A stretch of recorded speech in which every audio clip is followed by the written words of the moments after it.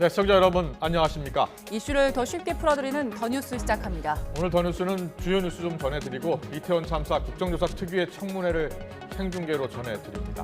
희생자 유가족과 생존자 그리고 지역 상인으로부터 그날의 참상과 당국의 대응 또 사후 대책이 어땠는지 직접 들을 예정입니다. 잠시 뒤에 공청회가 시작되면 바로 현장 연결하겠습니다. 네, 먼저 오늘의 주요 뉴스부터 전해드립니다. 더불어민주당 이재명 대표가 오늘 신년 기자회견을 가졌습니다. 검찰 소환 조사에 당당하게 임했지만 국민의 한 사람으로서 매우 부당한 처사라고 주장했습니다. 국민의힘은 이 대표의 성남FC 의혹에 대해 혐의가 명백하다면서 강하게 비난했습니다. 국회 취재기자 연결합니다. 박기원 기자. 네, 국회입니다. 네, 이재명 대표가 이틀 전에 검찰에 출석을 해서 조사를 받았고요. 그리고 오늘 기자회견을 가졌습니다. 어떤 내용이었습니까? 네, 이재명 대표는 신년 기자회견에서 검찰 조사에 대해 국민의 한 사람으로서 매우 부당한 처사라고 지적했습니다. 그럼에도 소환 요구에 당당하게 임했다면서 자신의 사법 리스크가 아닌 검찰 리스크라고 선을 그었습니다. 이 대표는 또 불체포 특권을 포기할 뜻이 있느냐는 질문에는 상황이 달라졌다고 답했습니다. 직접 들어보시겠습니다. 지금은 검찰 그 자체가 권력이 되면서 수사 기소권을 그야말로 남용하는, 수사를 하는 것이 아니라 정치를 하는 상황이라는 점들을 이 대표는 폭력적 국정을 정상화해야 한다며 윤석열 대통령에게 영수회담을 거듭 제안하기도 했습니다. 또 정치개혁과 관련해 대통령 4년 중임제 등 개헌에 대한 첫 입장도 냈습니다. 이어서 들어보시겠습니다. 현행 대통령 5년 단임제를 4년 중임제로 바꾸어서 책임 정치 실현 그리고 국정 연속성을 높여야 합니다. 대통령 결선 투표제 도입으로 이 대표는 이와 별개로 30조 원 규모의 긴급 민생 계획을 발표하고 범국가 비상경제회의 구성을 제안했습니다. 국민의힘은 이 대표 기자회견에 대해 철저한 방탄쇼라고 맞받아쳤습니다. 특히 개인 범죄 혐의가 소명되지 않은 상태라며 신년 기자회견이 아닌 당대표 사퇴 회견을 하는 것이 맞았다고 직격했습니다.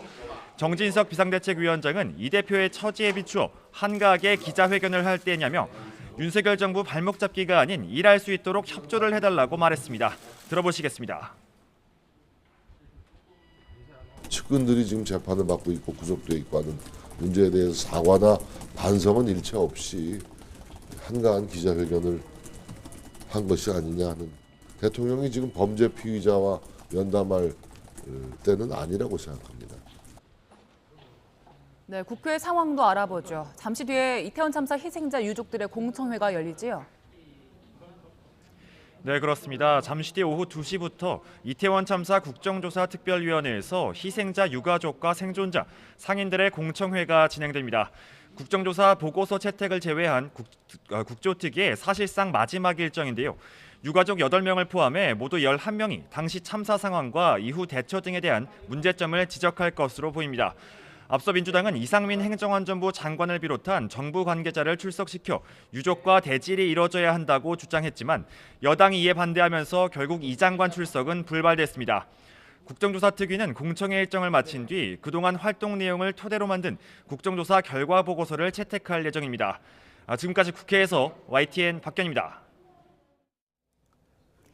이태원 참사 당일 밤 용산구청 당직 근무자 2명이 윤석열 대통령을 비판하는 전단을 떼는 작업에 투입된 걸로 확인됐습니다. 경찰청 특별수사본부 조사 결과 용산구청 당직 근무자 2명은 이태원 참사가 일어난 지난해 10월 29일 밤 9시 10분쯤부터 1시간가량 삼각지역 근처에 붙은 윤 대통령 비판 전단을 뗀 것으로 드러났습니다. 이에 대해 용산구청 측은 수사 중인 사항이라 관련 내용을 확인해 줄 수 없다는 입장을 내놨습니다. 정부가 최근 부동산 시장 경착륙을 막기 위해서 각종 규제를 완화하는 부동산 대책을 내놨었는데요. 이 가운데 일시적 2주택자가 받는 세제 혜택 조건 오늘부터 바로 완화가 됩니다. 기존에는 먼저 보유한 주택을 신규 주택 취득일로부터 2년 안에 처분해야 했는데 이제는 3년으로 연장되는 겁니다. 취재기자 연결합니다. 조태현 기자. 네, 조태현입니다. 네, 일시적 2주택자 특례 조건이 완화됐습니다. 어떤 내용입니까? 네, 일시적 2주택 특례라는 거는 이사할 신규 주택을 취득해서 일시적으로 2주택자가 된 경우에 기존 주택을 일정 기한 안에 처분하면 양도세, 취득세, 종부세를 1주택자와 같은 조건으로 부여하는 걸 말합니다. 이 특례를 적용받으려면 기존 주택을 신규 주택 취득일로부터 일정 기한 안에 처분해야 하는데요. 정부가 이 기간을 늘리기로 한 겁니다. 지금까지는 조정 대상 지역 여부와 세목에 따라 처분 기한을 2, 3년으로 다르게 적용했습니다. 이번 조치로 이런 구분 없이 모두 3년 이내 기존 주택을 처분하면 양도세, 취득세, 종부세 혜택을 받게 됩니다.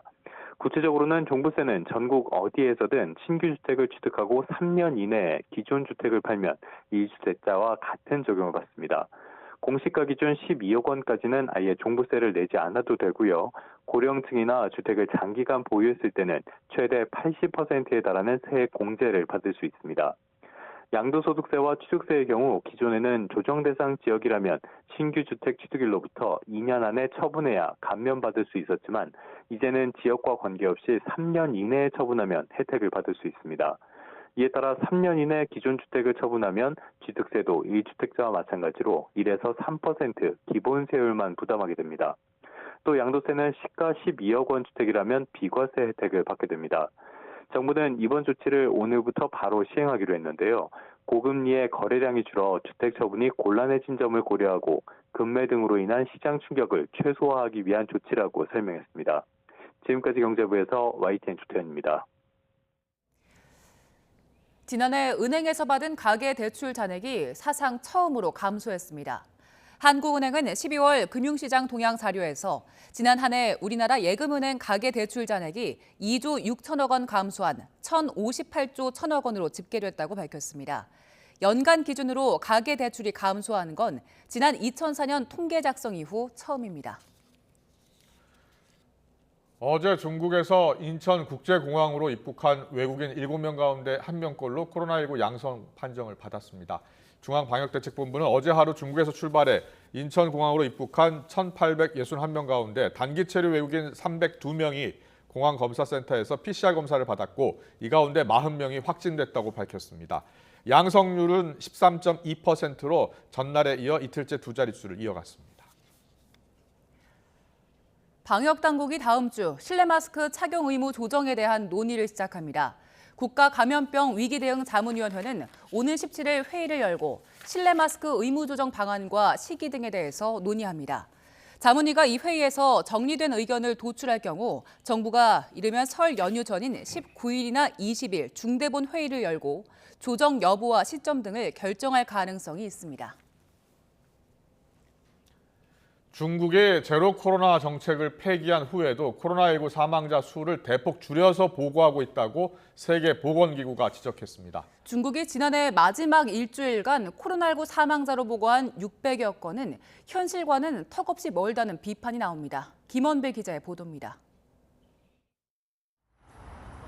세계보건기구 WHO는 중국이 코로나19 사망자 수를 여전히 크게 축소 보고하고 있다고 지적했습니다.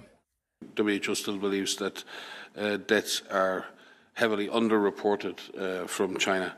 We still do not have adequate information to make a full comprehensive risk assessment. WHO는 중국이 이른바 제로 코로나 정책을 풀기로 한 지난해 12월 초 이후로 중국 보건당국으로부터 신규 입원자 수 등 방역 관련 정보를 받지 못했습니다. 그러다가 지난해 12월 26일부터 올해 1월 1일까지의 코로나19 신규 확진자와 입원자, 사망자 규모를 다룬 주간 현황을 최근 입수했습니다. 그러나 코로나19의 심각성을 가늠할 수 있는 중요 정보인 사망자 수는 실상과 거리가 멀다는 지적이 나왔습니다. 중국은 이번 주간 현황에서 코로나19로 인한 사망이 648건이라고 통보했습니다. 반면 영국의 의료 데이터 분석 기업 에어피니티는 최근 중국의 코로나19 사망자 규모가 하루 10,000명 안팎에 이른다고 추정했습니다. 이는 코로나19 관련 사망자를 지나치게 좁게 정의하는 중국의 집계 방식 때문으로 WHO는 보고 있습니다.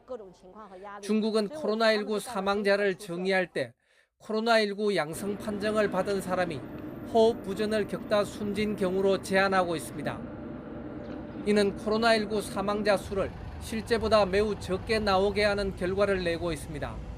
이에 따라 국제사회에서는 중국이 제공하는 코로나19 정보를 믿을 수 없다는 지적이 끊이지 않고 있습니다. YTN 김원배입니다. 서울 일선 경찰서 간부가 자신이 해결한 사건 피의자 어머니에게 접근해 여러 차례 부적절한 요구를 한 것으로 YTN 취재 결과 확인됐습니다. 심지어 이 경찰관은 자신의 행동을 문제 삼은 여성에게 돈으로 사건을 무마하려고도 시도했는데 이런 사실이 드러나자 직위 해제됐습니다. 김근우 기자의 단독 보도입니다. 자녀의 일탈로 마음고생을 하던 A씨. 지난 연말 서울 강서경찰서 소속 비경이의 연락을 받고 술자리에 불려나갔습니다. 아이 사건을 처리한 비경이가 계속해서 만남을 요구해 무시할 수 없었다고 말합니다. 저희 아이 이름을 말하면서 제가 사건 다 해결해 줬는데 저한테 술 한 잔 사도 되지 않냐. 마지못해 나간 자리에서 술에 취한 비경이의 행동은 믿기 어려운 수준이었습니다. 술을 따르는 척하며 손을 잡는 등 심상찮은 신체 접촉을 여러 번 시도하자 두려움에 빠진 A씨는 녹음을 시작했습니다. 난 이렇게 그냥 이렇게 스치는 터치가 아니라 그런 스킨십을 하는 것 같은 느낌을 받았어요. 자녀의 사건을 처리해줬는데 밥이나 커피 한 번 산 적이 없다며 이리저리 말을 돌리던 비경이는 급기야 부적절한 관계를 요구하기 시작했습니다. 나 당신 되게 좋은데. 저도 엄청 감사해요.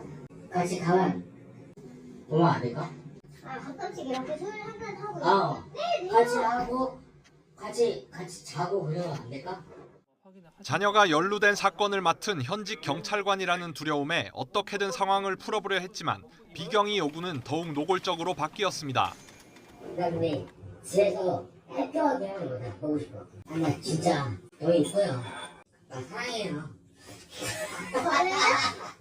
저를? 응. 술 그만 드셔야겠다. 같이 자면 어떨까요? A씨는 집에 잠시 다녀오겠다며 가까스로 자리를 피했습니다.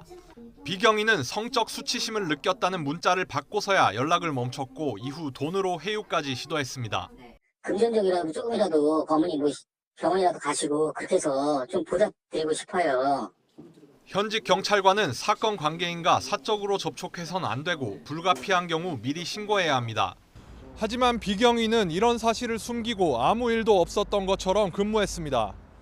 이 때문에 직속 상관과 감찰부서에서도 YTN 취재가 시작되고 나서야 뒤늦게 사실관계를 파악했습니다.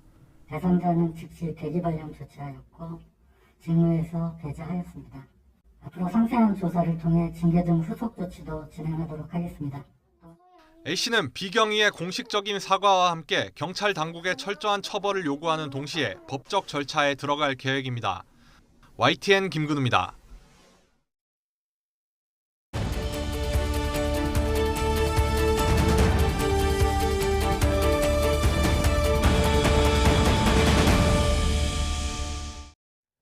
네, 조금 전 국회에서는 이태원 참사 국정조사 특위가 유족과 생존자 등이 참석하는 공청회를 시작했습니다. 네, 현장으로 가보겠습니다. 매우 뜻깊은 일이 아닐 수 없습니다.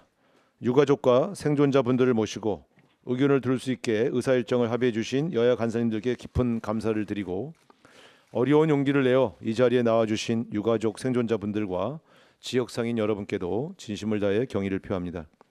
우리 사회에 다시는 이러한 참사가 반복되지 않기를 기원하며 오늘 회의를 시작하겠습니다. 그럼 의사일정 제1항 용산 이태원 참사 진상규명과 재발 방지를 위한 국정조사 제2차 공청회를 상정합니다.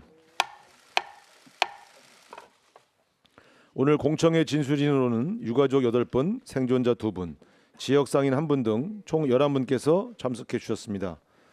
진술인의 신분은 사전에 확인하였으므로 별도의 호방 절차는 거치지 않겠습니다. 다만 진술인 중 유가족 1명과 생존자 1명은 신분 비공개를 요청하였고 이에 대한 여야 간사 간 합의가 있었기에 별도의 가림막을 설치하여 배석해 있습니다. 이에 위원님들께서는 질의 시 유가족 진술인 또는 생존 진술인이라는 호칭을 사용해 주시기 바라며 회의 운영을 지원하는 국회 공무원 여러분들과 국정조사 현장 내부를 취재하는 언론인분들께서도 이 두 분에 대한 신변이 보호될 수 있도록 적극 협조해 주실 것을 당부드립니다. 참고로 오늘 회의에는 지난 공청회와 마찬가지로 행정안전부, 보건복지부, 서울특별시 등 이태원 참사와 관련된 기관의 부서장이 배석해 있습니다. 정부 측 배석자의 성명과 직위는 배부해드린 자료를 참고해 주시기 바랍니다.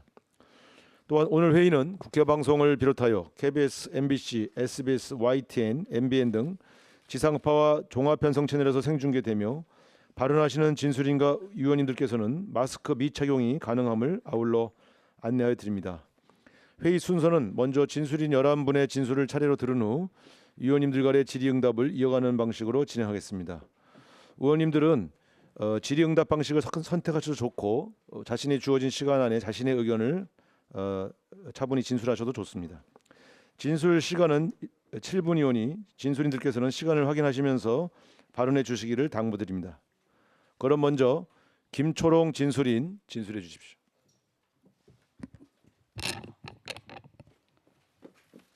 바로 하면 되나요? 네, 바로 하시면 됩니다.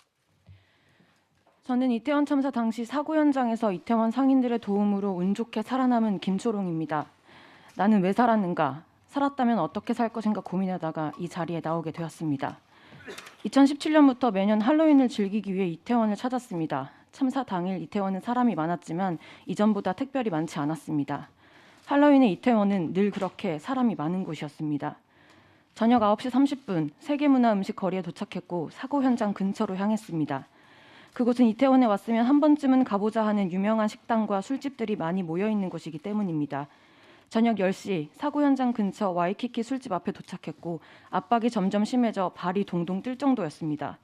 하지만 늘 그렇듯이 조금 버티고 기다리다 보면 풀리겠지 하는 생각이었습니다. 같이 갔던 친구를 잃어버렸고 주변에 키 큰 성인 남성들로만 둘러싸여서 시야 확보도 전혀 되지 않았기 때문에 무슨 상황인지 펼쳐지는지 알 수 없었습니다. 그때 와이키키 술집에서 1층 문을 열어주시며 그 공간으로 들어가 대피한 덕분에 살 수 있었습니다. 뒤로 하는 외침이 있었고 한 번 큰 흐름이 바뀌면서 반대 방향으로 갈 수 있었습니다. 제가 있던 가게의 옆 가게에서 잃어버렸던 친구가 대피하고 있길래 함께 그 술집에 머무르게 되었습니다. 바로 옆에서 사고가 발생했지만 보지 못했고 제대로 전달되지 않은 상황이었기에 아무것도 모르고 있었습니다. 그저 대피하던 술집에서 그냥 기다리지 말고 놀아보자 하고 놀기 시작했습니다. 그때 시각이 오후 10시 40분부터 11시 20분이었습니다. 그때 혼자서 목이 터져라 외치는 경찰관이 앞에 사람이 깔려 죽었어요. 제발 통제에 협조해 주세요 외치는 것을 보았고 이내 곧 1초에 4-5명씩 들 것으로 실려나오는 사람들을 보게 되었습니다. 무언가 잘못되었다 느꼈지만 실려가는 사람들이 모두 죽은 것이란 거는 감히 상상도 못했습니다. 제가 있던 술집의 상인들과 아르바이트생 모두 가게를 내팽겨치고 경찰을 도와 거리를 통제하고 새로 진입하려는 사람들을 막았습니다. 자신을 가지 못하게 하는 것에 화가 나 상인분의 얼굴을 가격하는 외국인도 있었지만 그렇게 맞으면서도 통제를 열심히 도운 상인들이었습니다. 참사 당시 왜 음악을 끄지 않았나라는 댓글에 대답합니다. 가게를 버려두고 모두 거리에 나가 돕고 있었기 때문에 음악을 끌 사람이 없었고 12시가 넘어서야 잠깐 들어오셔서 음악을 껐습니다.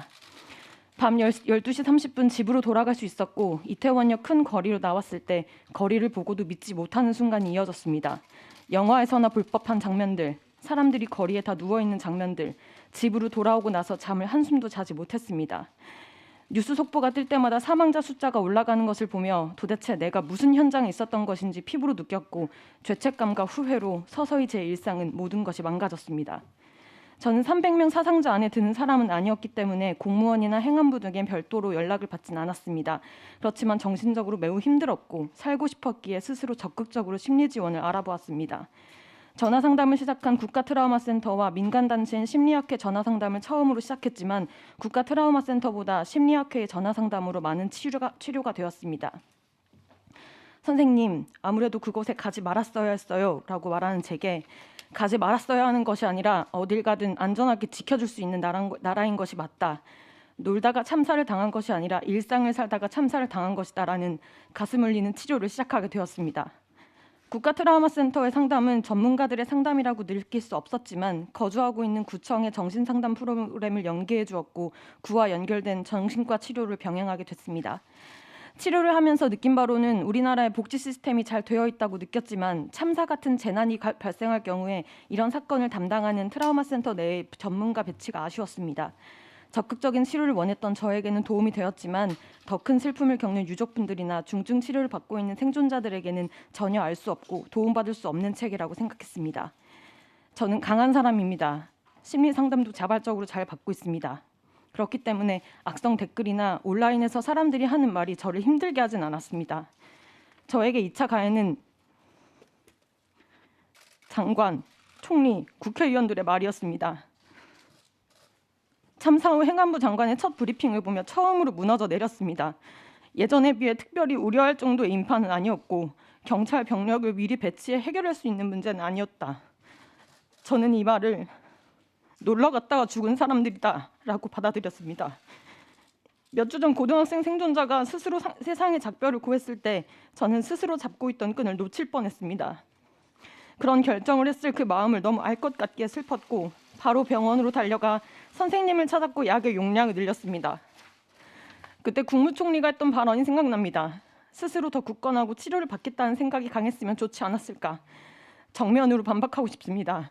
치료와 상담을 이렇게 열심히 받는 저는 매번 다시 원점으로 돌아오는 경험을 합니다.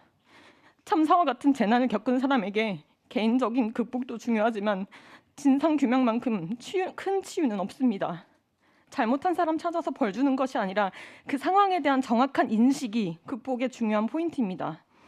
치료와 상담으로 아무리 개인적으로 노력해도 결국 바뀌지 않는 사회와 매번 쏟아지는 망언들이 제 노력을 모두 물거품으로 만듭니다. 인간에 대한 이해가 조금도 없고 아직까지 무엇이 잘못되었는지 깨닫지 못하는 자신의 무지함과 비열함에 스스로 열등감을 가지셔야 합니다. 저는 올해도 이태원에 갈 겁니다. 우리는 반드시 일상으로 돌아가야 하고 아무리 생각해도 이태원과 할로윈은 잘못한 게 없기 때문입니다.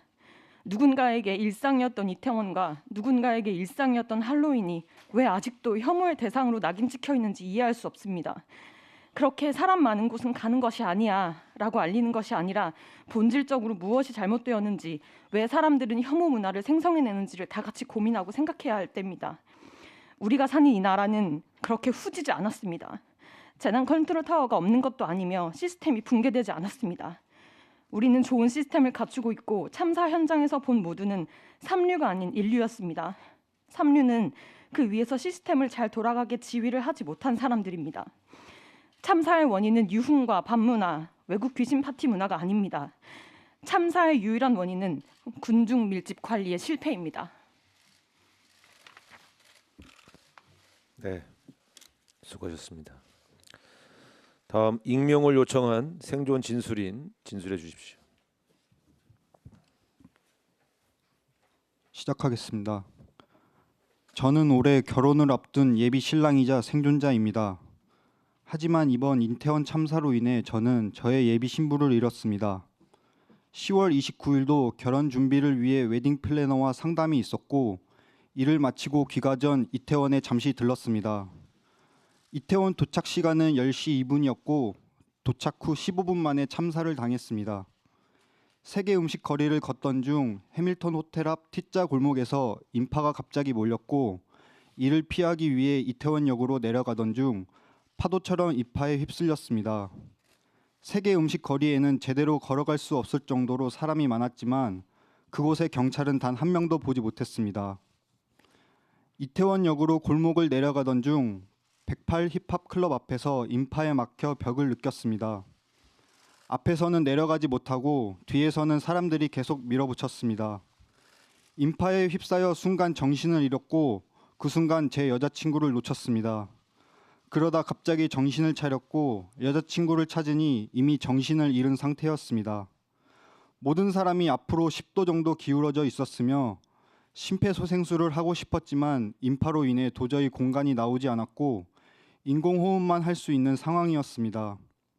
발목이 뒤로 꺾인 상태였는데 이를 원위치 시키는데 힘들 정도의 엄청난 압박이었고 숨조차 제대로 쉴 수 없었습니다. 그렇게 압박이 지속된 상태에서 15분 후 소방대원이 약 4분 먼저 도착하였고 그로부터 15분 후 후발대원이 도착하였으며 뒤쪽인 T자 골목에서 구조활동이 시작되었습니다. 뒤쪽 사람들도 모두 정신을 잃은 상태였고 자발적으로 빠져나갈 수 없는 상황이었습니다. 구조 인원도 부족하여 사람들을 눕히는 공간도 협소하여 구조활동은 매우 더디었습니다. 초기 대원은 어떤 신고를 받고 출동했으며 왜 소수 인원만 출동하였는지 의문입니다. 또한 처음부터 많은 인력이 투입되었다면 결과는 달라지지 않았을까 생각합니다. 그렇게 압박은 50분 이상 지속되다 구조되었습니다. 클럽 안 부상자는 너무 많았고 소방대원은 8명도 채 안 되어 보였습니다. 여자친구에게 CPR을 수행하던 소방대원은 다른 부상자를 보러 가야 한다고 저에게 직접 CPR을 수행하라 지시하고 떠났습니다. 그러던 중 소방대원 한 분께서 안 되면 지연 처리해, 지연이야 지연이라는 소리를 들었습니다. 아마 지연이라는 말은 너무 늦어서 회복하기 힘들다는 말이었던 것 같습니다.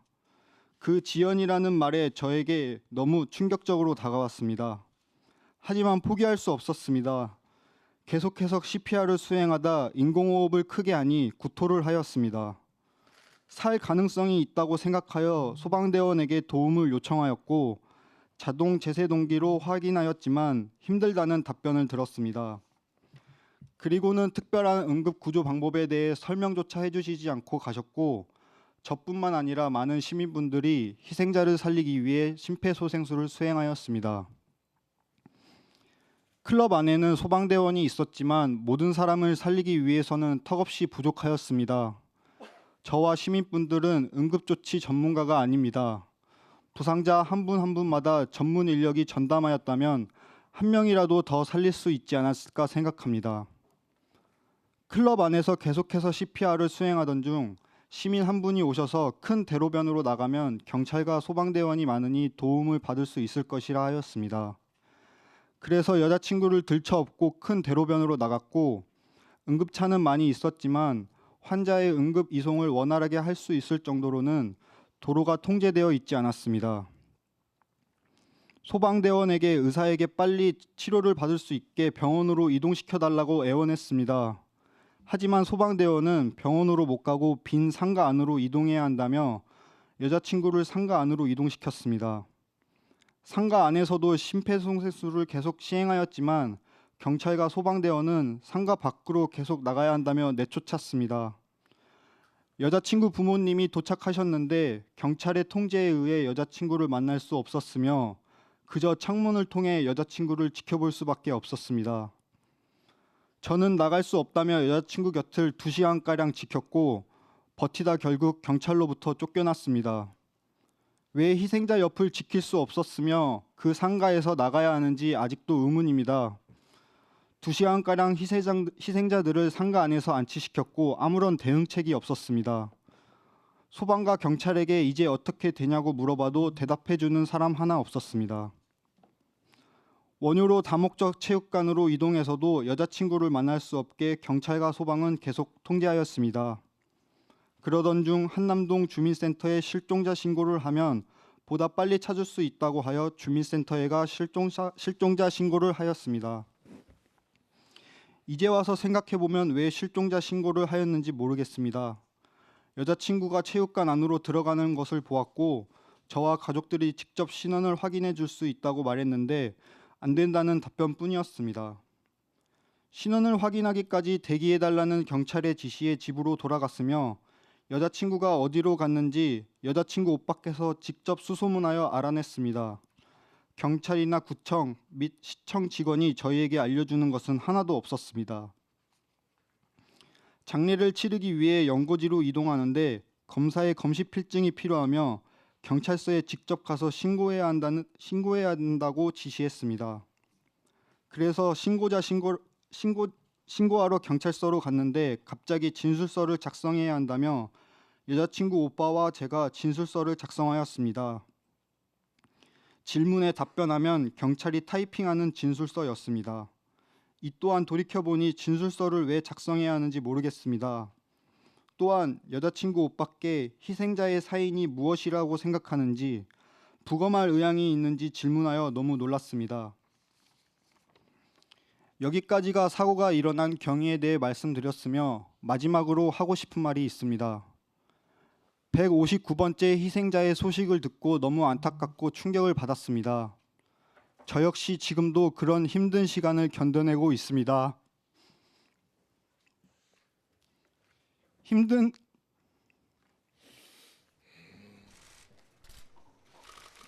힘든 시간을 버티고 견뎌낼 수 있었던 원동력은 약혼자 가족분들 덕분입니다.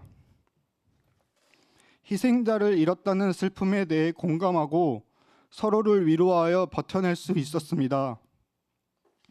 이러한 공감이 없었더라면 저 역시 159번째의 희생자와 같은 선택을 했었을 것 같습니다.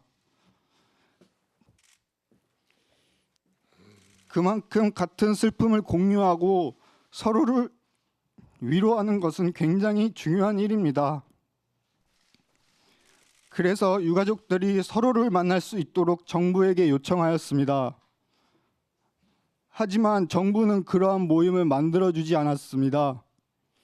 이것 또한 2차 가해입니다.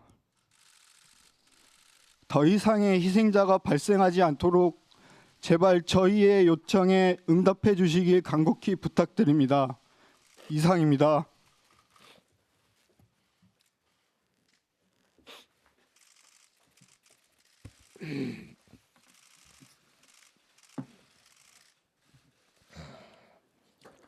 네, 수고하셨습니다. 다음은 서희연 진술인 진술해 주십시오.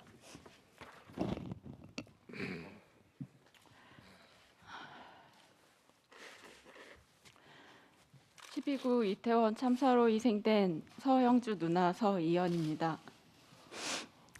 먼저 참사 직후 우리 가족이 형주를 찾으며 겪었던 일들을 이야기해보려 합니다. 10월 30일 새벽 1시경 이태원에 간 형주와 연락이 안 된다는 소식을 듣고 112, 119에 실종 신고를 후 위치 추적을 요청하여 이태원에 있는 것을 확인하였습니다. 이후 이태원에 바로 갔으나 현장에 접근할 수 없었고 순천향 병원으로 가면 얼굴을 확인할 수 있다는 기자의 말을 듣고 병원에 가봤지만 그곳에서도 형주의 신원과 생사를 확인할 수 없었습니다. 원효로 체육관으로 시신들을 이송했다는 소식을 듣고 체육관을 가려 했으나 곧 다시 변경되었다는 뉴스를 보았습니다. 이태원에 있던 형주의 핸드폰이 경찰서로 이동된 것을 확인하고 용산경찰서로 갔습니다. 그러나 경찰은 현재 출입할 수 없고 핸드폰도 줄 수 없다라고 했습니다. 어디로 가야 할지 막막하여 경찰에게 총괄 컨트롤하는 본부가 어디 있냐라고 물어봤으나 현재 그런 곳은 없고 집에 가서 기다리라는 답변을 받았습니다.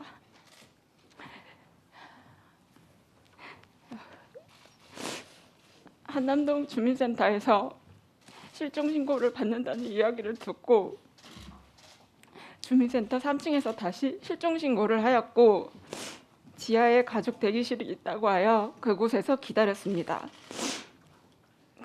기다리면서 몇 차례 공무원에게 진행 사항을 물어봤었고 개별 연락이 올 것이라 하였습니다.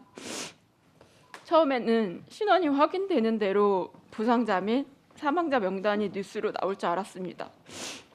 하지만 뉴스에는 같은 내용만 나올 뿐이었고 한남동 주민센터에서도 부상자, 사망자 신원 확인 및 이송이 어떻게 진행되었는지 가족들에게 전혀 설명이 없었습니다. 명단 발표가 아니라도 누구든지 지금 신원 확인, 이송이 어떻게 진행되고 있는지 유가족에게 브리핑이라도 해줬다면 동생 소식을 알게 되기까지 기다리는 동안 그렇게 막막하고 피 마르진 않았을 것 같습니다. 오전 11시 3층에 다시 올라가서 어떻게 진행되고 있는지 알려달라고 항의하였더니 직원이 이름을 물어봤고 검색해보더니 서형주는 일산 동국대 병원에 있다라고 하였습니다. 그때까지도 동생이 죽었을 거라고 생각을 못하고 주민센터 직원에게 명단에 부상 정도가 나오는지 물어봤고 부상 정도는 나오지 않는다 하여 병원 이름만 몇 차례 확인 후 병원으로 이동하였습니다. 바로 택시를 타고 병원으로 이동 중에 형주가 그곳에 있는지 확인했으나 이태원에 온 환자가 없다며 장례식장으로 연결해줬고 장례식장에서도 모르겠다는 답변을 받았습니다.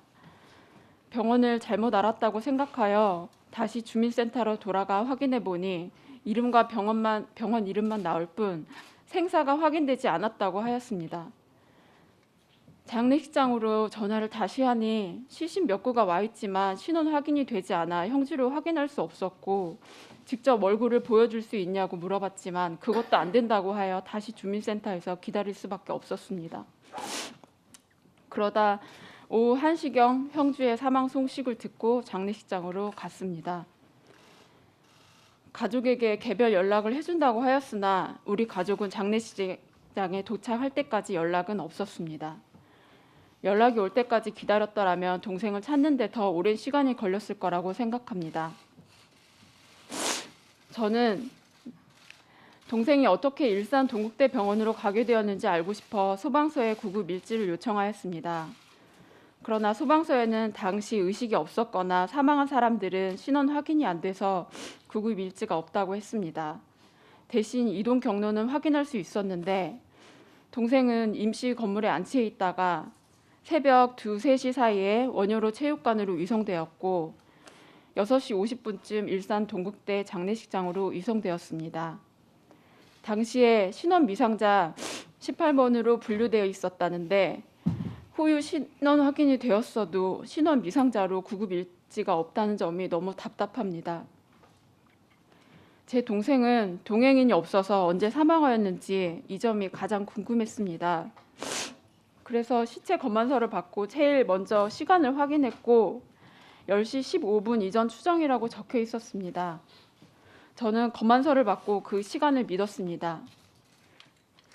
그런데 유가족 모임에서 만난 한 희생자의 어머님께서 따님의 사망 시간은 제 동생과 똑같은 10시 15분 이전 추정인데 따님은 11시 30분까지 맥이 있었다는 얘기를 들었다는 사실을 알게 되었습니다. 검안서에 적힌 시간이 정확한 게 아니라 생각이 듭니다. 그래서 구급일지를 확인하고 싶은데 그것마저도 확인이 안 된다고 합니다. 참사 후 우리 가족은 심한 우울증으로 정신과 치료를 받고 있습니다. 이후 통합지원센터 관련 뉴스에서 의료비 지원에 대해 알게 되었고 문의하여 관련 서류를 준비하였습니다. 제가 알아보기 전에 통합지원센터에서 어떤 지원을 받을 수 있는지에 대해 연락은 온 적은 없었습니다. 서류 접수하는 과정에서 통합지원센터, 구청, 시청에서 안내하는 사항이 모두 달라서 매우 혼란스러웠습니다. 통합지원센터는 기한 없이 서류를 메일로 보내라 하였고 엄마랑 동생이 거주하는 구청 직원이 갑자기 전화와서 등본상 주소가 김제인 엄마의 경우에는 김제시청에 주소지가 서울로 되어 있는 동생은 동대문 구청에 서류를 각각 따로 제출해야 한다고 했습니다. 그래서 아빠가 엄마 의료비 서류를 김제시청에 제출했는데 직원은 국민연금공단에 직접 신청하라며 아버지를 다시 돌려보냈고 저는 결국 통합지원센터로 모든 서류를 보내 의료비 신청을 하였습니다. 그 과정은 너무 힘들었습니다. 저는 최근 이태원 통합지원센터를 방문한 적이 있습니다. 참사 이후 남은 동생이 심한 우울증을 겪으면서 장애로 인해 대화 심리 상담을 할 수가 없어서 다른 지원 방안이 있는지 문의하러 간 것이었습니다. 센터 한켠에 있는 방으로 가서 면담을 했는데 그곳에 유가족들이 얘기하기 위해 마련된 방이라고 했습니다. 제가 다른 유가족들이 오셨냐고 물어보니 없었다라고 했습니다. 당연합니다. 저도 그런 곳이 있는지 몰랐으니까요. 왜 우리가 물어보고 찾기 전에 안내하고 챙겨주면 안 되는 겁니까? 왜 유가족을 만나지 않냐 물어보면 유가족이 싫다 했다고 합니다. 왜 공간을 마련해주지 않냐고 하니 만들었는데 유가족이 다른 곳에도 해달라고 했다고 합니다. 정부는 누구와 얘기하고 결정하는지 모르겠습니다. 참사가 난 지 76일째지만 단 한 번이라도 정부가 공식적으로 유가족을 만난 적도 사과한 적도 없었습니다. 그래서 저는 우리 유가족은 더 외롭고 힘듭니다.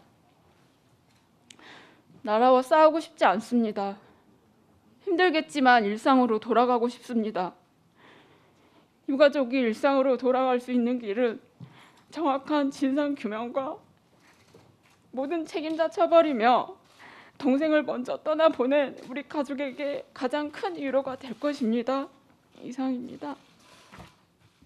네, 수고하셨습니다. 다음은 조경선 진술인 진술해 주십시오.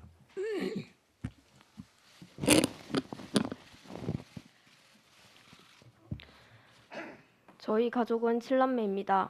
형제가 많아 항상 집이 시끌벅적했고 다양한 생각을 가지고 있어 싸움도 많았지만 취미가 서로 비슷해 항상 즐거웠습니다. 오빠는 참사 당일 친구들과 함께 이태원에 가게 된 것 같습니다.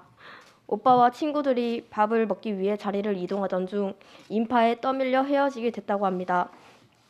11시 24분경 엄마에게 오빠 휴대폰으로 연락이 왔습니다.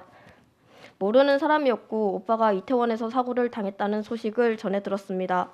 오빠 친구와 오빠 친구의 어머니가 새벽 4, 5시까지 오빠를 찾으러 다녔지만 결국 찾지 못하고 실종 신고를 하게 되었습니다. 오빠를 찾으면서 어떠한 안내도 받지 못했고 오히려 오빠 휴대폰의 위치 추적을 위해 119에 전화를 하면 다산 콜센터로 전화하라고 하고 다산 콜센터에서는 정보가 없다며 알려주지 않았습니다. 지금 생각해보면 너무 억울한 게 오빠는 처음부터 끝까지 휴대폰과 신분증을 소지하고 있었는데 왜 아무도 신원을 확인하지 않은 건지 분노가 사그러들지 않습니다. 결국 참사 다음 날 11시가 넘어서 오빠가 성남중앙병원에 있다는 것을 알게 되었고 왜 그 먼 곳까지 오빠가 갔는지 도저히 이해가 되지 않았지만 일단 성남중앙병원 장례식장으로 가서 안치실에 있는 오빠를 확인했고 엄마는 오열하면서 오빠를 만지려 하자 경찰이 손대지 말라고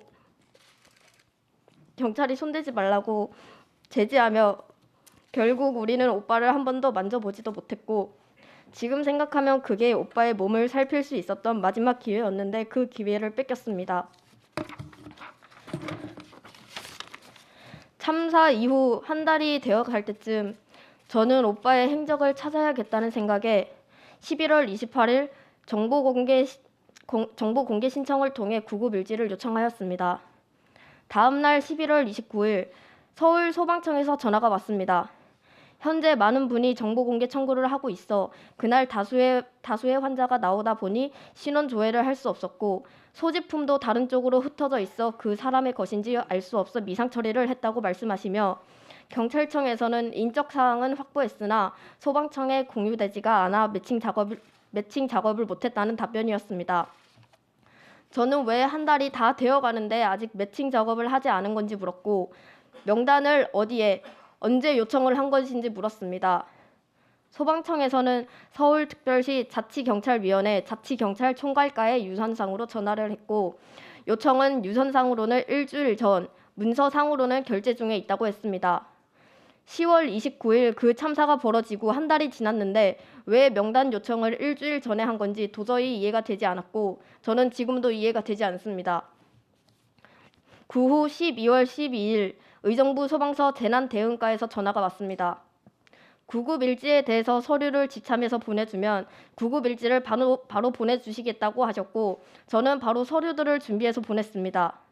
결국 저는 정보공개 청구를 28일 날 신청하여 2주가 넘어간 16일이 되어서야 어렵게 자료를 받을 수 있었습니다. 하지만 그렇게 어렵게 받은 구급일지도 이태원에서 이동한 구급일지가 아닌 순천향병원에서 성남중앙병원으로 이동할 때의 구급일지였고 내용은 정말 터무니없이 기재되어 있는 게 없었습니다. 또한 충격적인 건 신고 시간이 23시 27분으로 적혀 있었는데 출동 시간은 23시 37분으로 신고를 받은 지 10분이 지나서야 출동했다는 기록이었습니다. 제 상식선에서는 정말 도저히 이해할 수 없는 시간 간격이고 있을 수 없는 일이라고 생각합니다. 저는 오빠가 사고가 있었던 시점부터 순천향병원까지의 기록을 찾기 위해 다시 한번 정보 공개 청구를 했지만 돌아온 답변은 연번 기록이 분실되어 신원 확인이 안 돼 줄 수 없다는 것이었습니다. 구급차의 블랙박스도 이미 없어졌다고 합니다. 오빠가 어떤 사고를 당한 건지 어떤 응급 조치를 받은 건지 이제는 영원히 알 수 없게 될까 두렵습니다.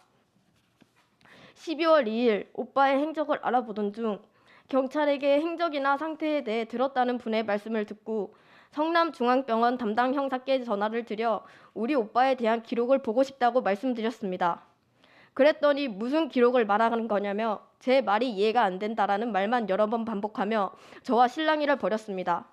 그리고 수사권은 용산경찰서에서 하고 본인은 수사권이 없다며 사건이 종결되고 난 후 수사 기록이 넘어오면 그때 보여주겠다고 했습니다. 저는 그럼 오빠의 사소한 기록이라도 좋으니 알려달라고 재차 요구했으나 무슨 기록을 말하냐는 둥, 이해가 안 된다는 둥, 화내면 자기가 주고 싶어도 알려줄 수가 없다는 말만 하며 알려주지 않았습니다. 그렇게 여러 날에 걸쳐 몇 번의 전화를 계속하던 중 12월 5일 기록을 보고 싶으면 정보 공개 청구를 하라고 하면서 청구하면 기록을 보여주겠다고 했습니다. 그래서 저는 바로 경찰청, 용산경찰서, 성남중앙경찰서, 국과수에 정보 공개 신청을 했고 12일 정보 공개 요청 결과를 통지받았습니다. 청구 처리는 비공개, 수사 중인 사건의 기록을 보여줄 수 없다는 사유였습니다. 그날 17시 16분 용산경찰서에서 전화가 왔습니다.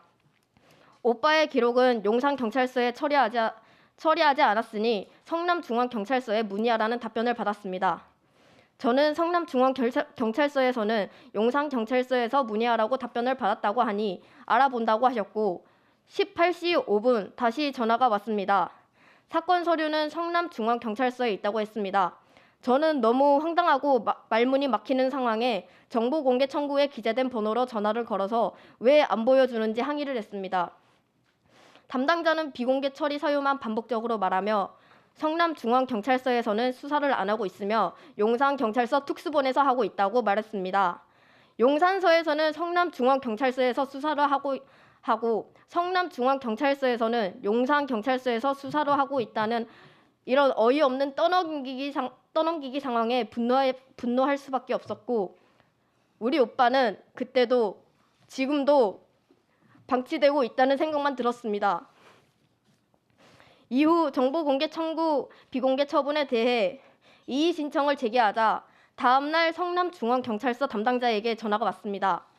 담당자는 경찰서에 나를 자꾸 방문하면 기록을 열람하게 해주겠다며 대신 이의 신청을 취할 것을 요구했습니다. 그 후 세네 번에 더 전화가 왔습니다. 이의 신청 취하 요청을 계속 요구하였고 저는 이의 신청을 취하했습니다. 대한민국 경찰은 국민을 보호하라고 있는 거지 국민을 등지라고 있는 게 아닙니다. 행적을 쫓던 짧은 시간 동안 대한민국 경찰의 행정 처리와 부실 수사 방치에 정말 진절머리가 나게 치가 떨림을 느꼈습니다. 저는 지금도 우리 오빠의 행적에 대해 알지 못하고 아무도 우리 오빠에 대해 수사해 주는 이가 지금 현재까지도 없습니다. 그리고 2차 가해 관련해서 하고 싶은 말이 있습니다. 저에게 있어 제일 큰 2차 가해는 뒤에서는 아무것도 도와주고 있지 않으면서 앞에서는 모든 책임과 의무를 다했다고 언론 플레이하는 정부와 공무원, 몇몇 비윤리적인 의원들의 무책임한 발언입니다. 간단히 말하면 이간질입니다. 국가가 해서는 안 되는 이간질로 인해 저는 큰 상처를 받았습니다. 나라를 위해 일하고 국민을 위해야 하는 사람들이 이 상황을 잘 모르는 국민들을 상대로 유가족들이 진짜 원하는 부분이 왜곡되고 선동하고 있습니다. 어떻게 보면 2차 가해 댓글과 상황에 대한 1차적인 원인은 정부와 공공기관, 비양심적인 의원들의 이간질로 인해 이러한 일입니다. 그 상처로 저는 극심한 정신적 고통과 심리적 고통을 같이 느끼고 있습니다. 저는 아직까지도 SNS를 하지 못하고 있습니다. 사람들도 못 만나고 있습니다. 몇 번이고 정상적인 일상을 하려고 노력해도 항상 제자리로 돌아왔습니다. 저의 고통은 결국 정부가 책임을 다하여 해결해야지 끝나는 고통이라고 생각합니다. 저는 10월 29일부터 2달 반이 지난 지금까지도 고통받고 있고 지금 이 자리에 서 있는 시간조차도 저에게는 트라우마이자 2차 가해입니다. 처음부터 국가가 투명하고 성숙하게 대처해줬다면 저희 오빠가 어떤 사고를 당했는지 어떤 응급조치를 받았는지 왜 사고가 일어났는지 알려주었다면 저는 여기에 있을 일도 유가족 협의회를 구성할 일도 전혀 없었을 텐데 성숙하지 못한 정부와 공무원, 공공기관들은 국민들을 상대로 이간질이라 하는 상태가 지속되는 지금 저는 여전히 헤어나올 수 없는 고통 속에서 상처받고 있습니다. 이상입니다. 네, 수고하셨습니다. 다음은 최선미 진술인 진술해 주십시오.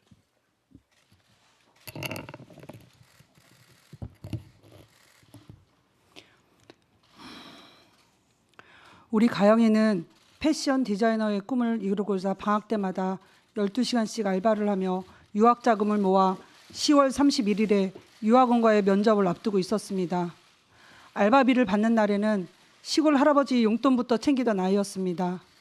그날도 알바를 하고 난생 처음 자신에게 선물하듯 저녁 시간에 이태원에 갔습니다. 매일매일 자신의 삶을 너무나도 열심히 성실하게 살아내던 아이였습니다. 여기 계신 분들 중에 누가 우리 아이보다 열심히 살고 있다고 이야기할 수 있습니까? 놀러 가서 죽었다고요? 왜 우리 청년들은 놀면 안 됩니까? 놀러 오라면서요. 축제라면서요. 홍보하셨잖아요. 어찌 어른들이란 사람들이 이렇게 아이들에게 모든 걸 덮어씌우십니까? 저는 참사 이후 정부의 무능한 행정 조치에 아연실색하였습니다. 참사 당일 정부는 유가족 찾기 하지 않았습니다.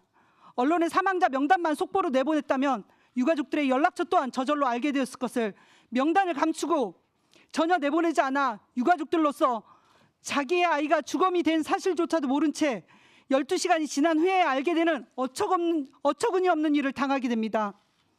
그러면서 유가족 연락처가 확보가 어려워 뒤늦게 연락을 하게 되었다고 변명을 합니다.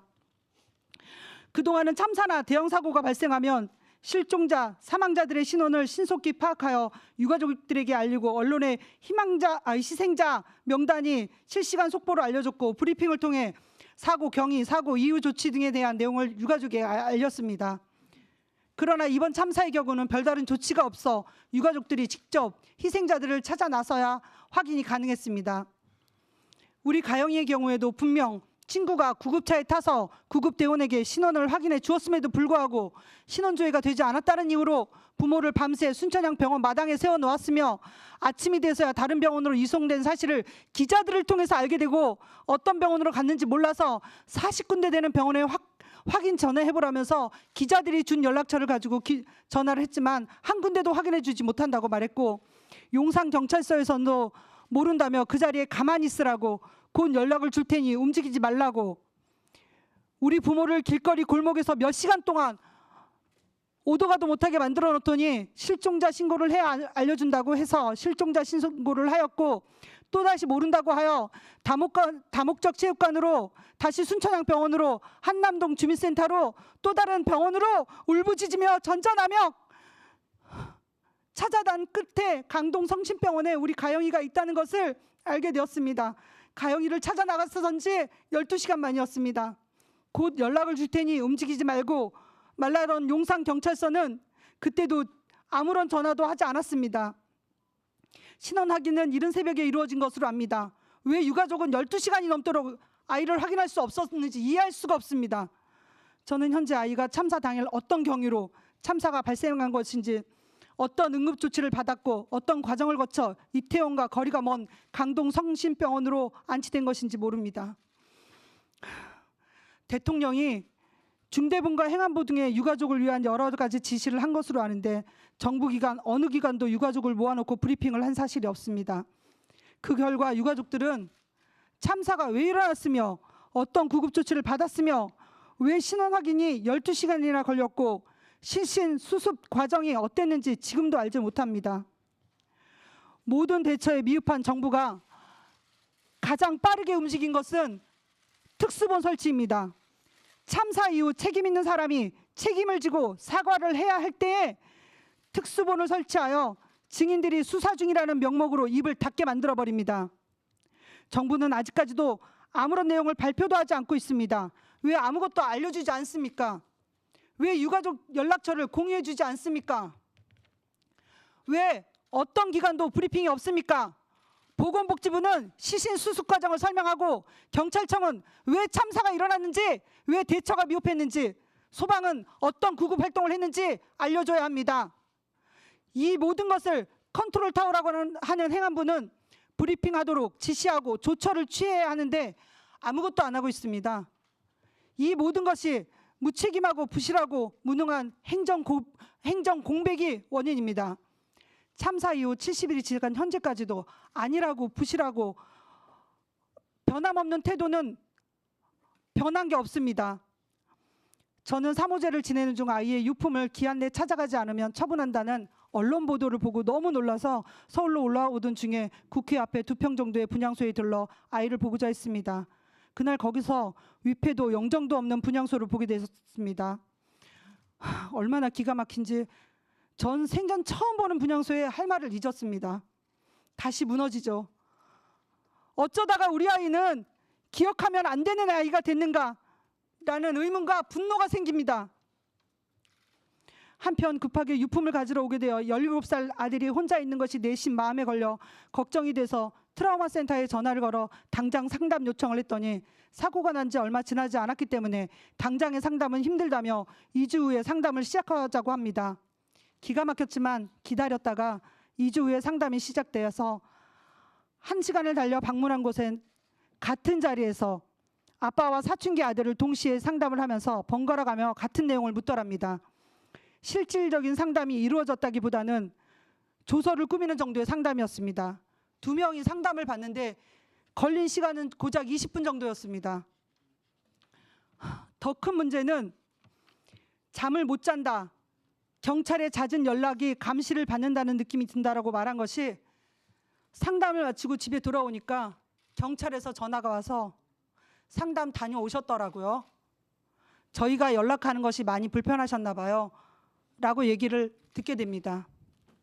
또한 공주정신병원에서 온 문자에는 다음 예약 날짜와 함께 누구나 무료로 언제든지 상담 가능함, 단 아동 청소년 제외라는 문자가 옵니다. 왜 정부를 못 믿냐고요? 상담 내용이 경찰에 알려줬고 청소년이 상담받는 곳이 아닌 곳을 소개시켜주면서 정부는 모든 조처와 서비스를 다 한다고 언론에만 알립니다. 우리는 정부의 모든 정보를 언론을 통해 알게 됩니다. 이 모든 과정을 설명하고 알려줘도 어렵고 힘든 과정인데 아무것도 안 알려주고 아무 조처도 안 취해주면서 그저 시간만 흘러가길 바랍니다. 우리 유가족들은 단 한 가지 있는 그대로 얘기해달라는 거, 매뉴얼대로 지침대로 왜 하지 못했는지, 그 결정의 이유는 무엇인지, 참사 이후 경찰이나 소방이 긴급하게 대응하는 과정에서 제대로 된 대처를 못했다면 그 경과와 이유를 제발 좀 설명해 주십시오. 지금 정부의 행태는 초등학교 교사가 다른 반으로 놀러가 교실을 비운 사이 아이들이 장난치다 사고가 났는데 교장 이하 담임까지 반장을 야단치며 퇴학시킨 꼴입니다. 다친 아이들에게는 부모님께 말씀드려 니들끼리 법대로 고소고발하라고 만드는 것입니다. 놀러 갔던 교사가, 교감이, 교장이 책임져야 될 일입니다. 한마디만 더 드립니다. 더 이상 자리에 연연하지 마시고 정무적이고 도의적인 책임을 지고 물러나시길 명령합니다. 조수진 의원님, 지난 1차 청문회 때 제가 거의 빌다시피 하면서 시신 수습 과정에 대해서 조사해달라고 했죠. 네, 정리해 주시기 바랍니다. 한 가지만 더 말씀드릴게요. 그래서 의문점 제시하셨죠? 신원조에 12시간 걸린 거와 아이들이 왜 나체로 부모에게 인계되었는지 알고 싶다고. 그럼 보건복지부나 소방경찰에 자료 요청하셨어요? 자료 요청하셨어요? 자료 받으셨나요? 네, 지금 의원에게 조사는 했어요? 의원에게 질의하시는 순서는 아닙니다. 우리가 뭘 할 것처럼 하더니, 우리한테 뭘 해줄 것처럼 하더니 아무것도 안 했죠. 우리는 네 편 내 편 갈라치기 하는, 우리 보고 갈라치기 하더니 이제는 제일 간절하게 질문했던 것까지 가지고 우롱을 하세요? 정리해 주시기 바랍니다. 네, 우상호 의원님, 이 나라의 국민이 누구죠? 주인이 누구죠? 국민이죠? 주인 말 안 듣는 멋은 필요 없습니다. 그 자리에서 내려오세요. 그리고 우상호 의원님, 저희가 한 질문에 대한 자료를 저희는 받아보기를 바랍니다. 다시 한번 요청해 주십시오. 네. 저희가 반드시 알아야겠습니다. 네. 이상입니다. 네. 그 진술인들께서 말씀을 하시지만 여기 있는 의원님들에게 지지하시거나 하는 내용은 포함되지 않는 것이 관례입니다. 좀 자제해 주시기 바랍니다. 다음은 김호경 진술인 진술해 주십시오. 네, 저는 참사 희생자 김의현 엄마 김호경입니다. 참사 직후 심적으로 힘들어 TV나 인터넷 기사는 보지 않았습니다. 분향소가 설치된 사실을 전혀 몰랐고 사진도 입회도 없는 분향소였다는 것은 나중에야 알게 되었습니다.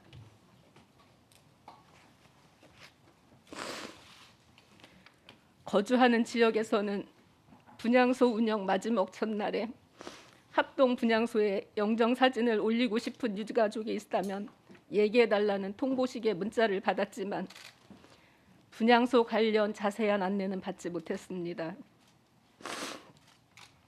저는 영정 사진도 입회도 없는 분향소가 무슨 의미가 있는지 모르겠습니다. 추모하고 애도하는 사람이 누구인지는 알아야 하는 것이 아닌지요. 내 아들 이름 하나 없이 보낸다는 생각에 너무 마음이 아팠습니다. 유가족 연락처 공유 문제를 말씀드리겠습니다.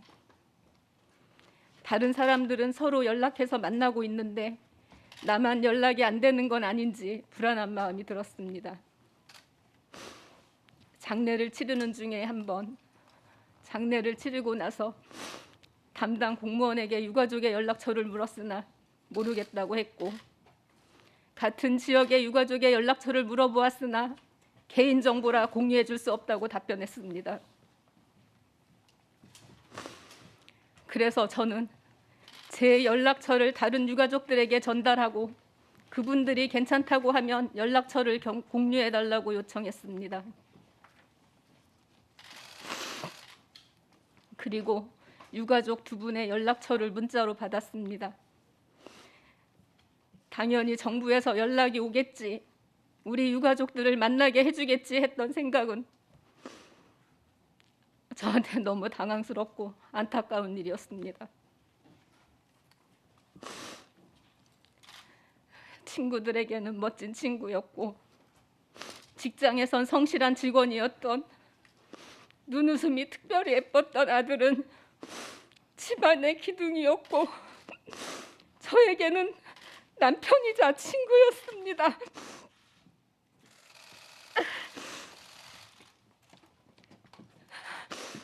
도와달라는 낯선 일의 울부짖에 도와주어야 한다고 손을 내밀었다가 이태원의 차가운 도로에 쓰러졌습니다. 쓰러진 후 빈 건물에 방치되어 있다가 동행자가 있었으나 동행자에겐 연락해준다고 건물에서 나가라고 하고 구급차에 실려갔다고 합니다. 그 후 아들의 행방을 찾을 때까지는 14시간이 걸렸습니다.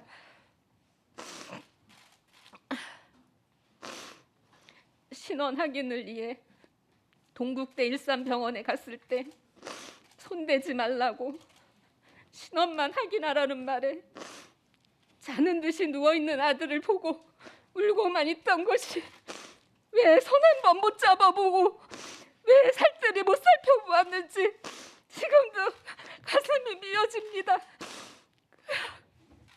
그렇게 보냈습니다.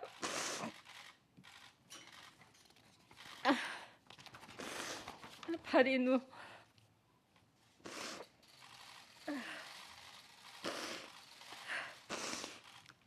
봉암당에 안치 후 참석한 아들 친구들에게 이야기했습니다. 왜 그곳에 갔는지를 기억하지 말고 왜 돌아오지를 못했는지 기억하고 밝혀야 한다고 말했습니다.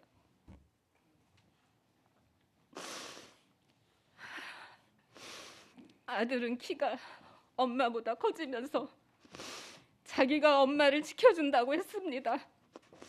지금 그곳에서 지켜주지 못해 미안해하고 있을 것 같아서 미안해하지 말라고, 엄마에게 미안해하지 말라고 이야기해주고 싶습니다.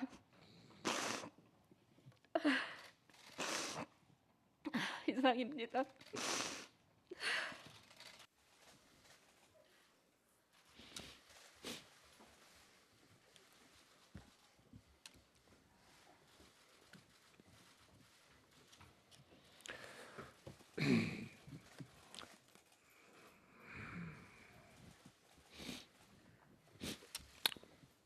수고하셨습니다.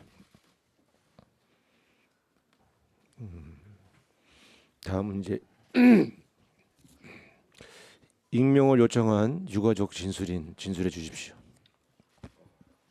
안녕하세요. 저는 29살 고 유채와 동생입니다. 저희 언니는 정기 후원하는 아프리카 아이의 편지를 받고 진심으로 기뻐하던 마음이 따뜻한 사람이었습니다.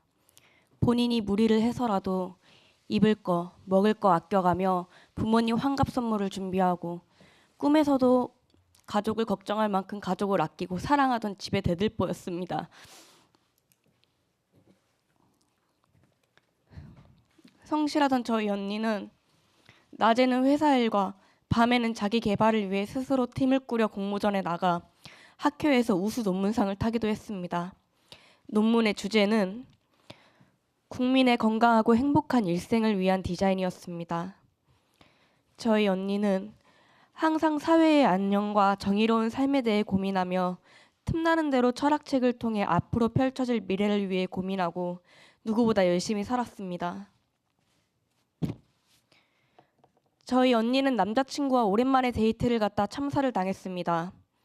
참사 현장에서 언니와 같이 있던 남자친구의 증언을 대신 읽겠습니다. 2022년 10월 29일 저녁 10시경 저와 채화는 이태원 메인 스트리트를 둘러보고 집에 가기 위해 해밀턴 호텔 골목으로 들어섰습니다. 많은 인파에 불안한 마음이 들어 오른쪽 벽 너머 클럽이 있던 빈 공간으로 몸을 피하려 했습니다. 그런데 그곳에 당도하기 전 위에서 아래로 무너지면서 저와 채화는 사람들 사이에 끼이게 되었고 그 상태에서 약 1시간 정도 움직이지 못했습니다. 여기저기서 비명소리와 절규소리가 난무했습니다. 근육들이 기형적으로 휘는 느낌이 들고 정신을 잃어갈 때쯤 위에서 구급대원들이 보였습니다. 구급대원들이 사람을 한 명 한 명 빼내가면서 조금씩 압박이 풀렸고 채화와 저는 클럽 쪽으로 옮겨졌습니다. 채화는 바로 구급대원이 붙어서 CPR을 시행했습니다. 그러나 구급대원은 집중하지 못했고 다른 쪽을 여기저기 둘러보면서 제대로 CPR을 하지 않았고 보다 못한 제가 채화를 CPR하기 시작했습니다. 얼마간이 시간이 지나고 구급대원들이 누워있는 사람들을 데리고 나가 아스팔트 위에 임시로 눕혀두었고 이후 119에서 근처 빈 상가 건물로 옮겨졌습니다. 그때부터 상가 안쪽 접근이 제한되었습니다. 저는 건물 안에 여자친구가 있고 신원 증명을 해야 하니 같이 있겠다라고 경찰에 사정을 말하였으나 경찰이 건물 안으로 들어가지 못하게 막았습니다. 저는 채화와 최대한 가까이 있기 위해 계속 상가 문 바로 앞을 기다렸습니다. 기다리는 동안 그제서야 상가 앞쪽에 임시본부와 구급의료소가 세워지고 많은 구급차, 소방대원들, 경찰들이 들어서기 시작했습니다. 응급조치가 한시가 급한 사람들이 엄청 많았을 텐데 왜 바로 병원으로 옮기지 않고 구급차들이 대기하고만 시간을 오래 끌고 있었는지 저는 아직도 이해되지 않습니다. 그 후로 몇 시간을 기다렸는지 모르겠습니다. 부상자가 거의 다 병원에 보내진 시간은 체감상 약 2시간에서 3시간이 지난 새벽 2시경이었는데 그때까지도 상가 안에 있는 사람들은 이동하지 않았습니다.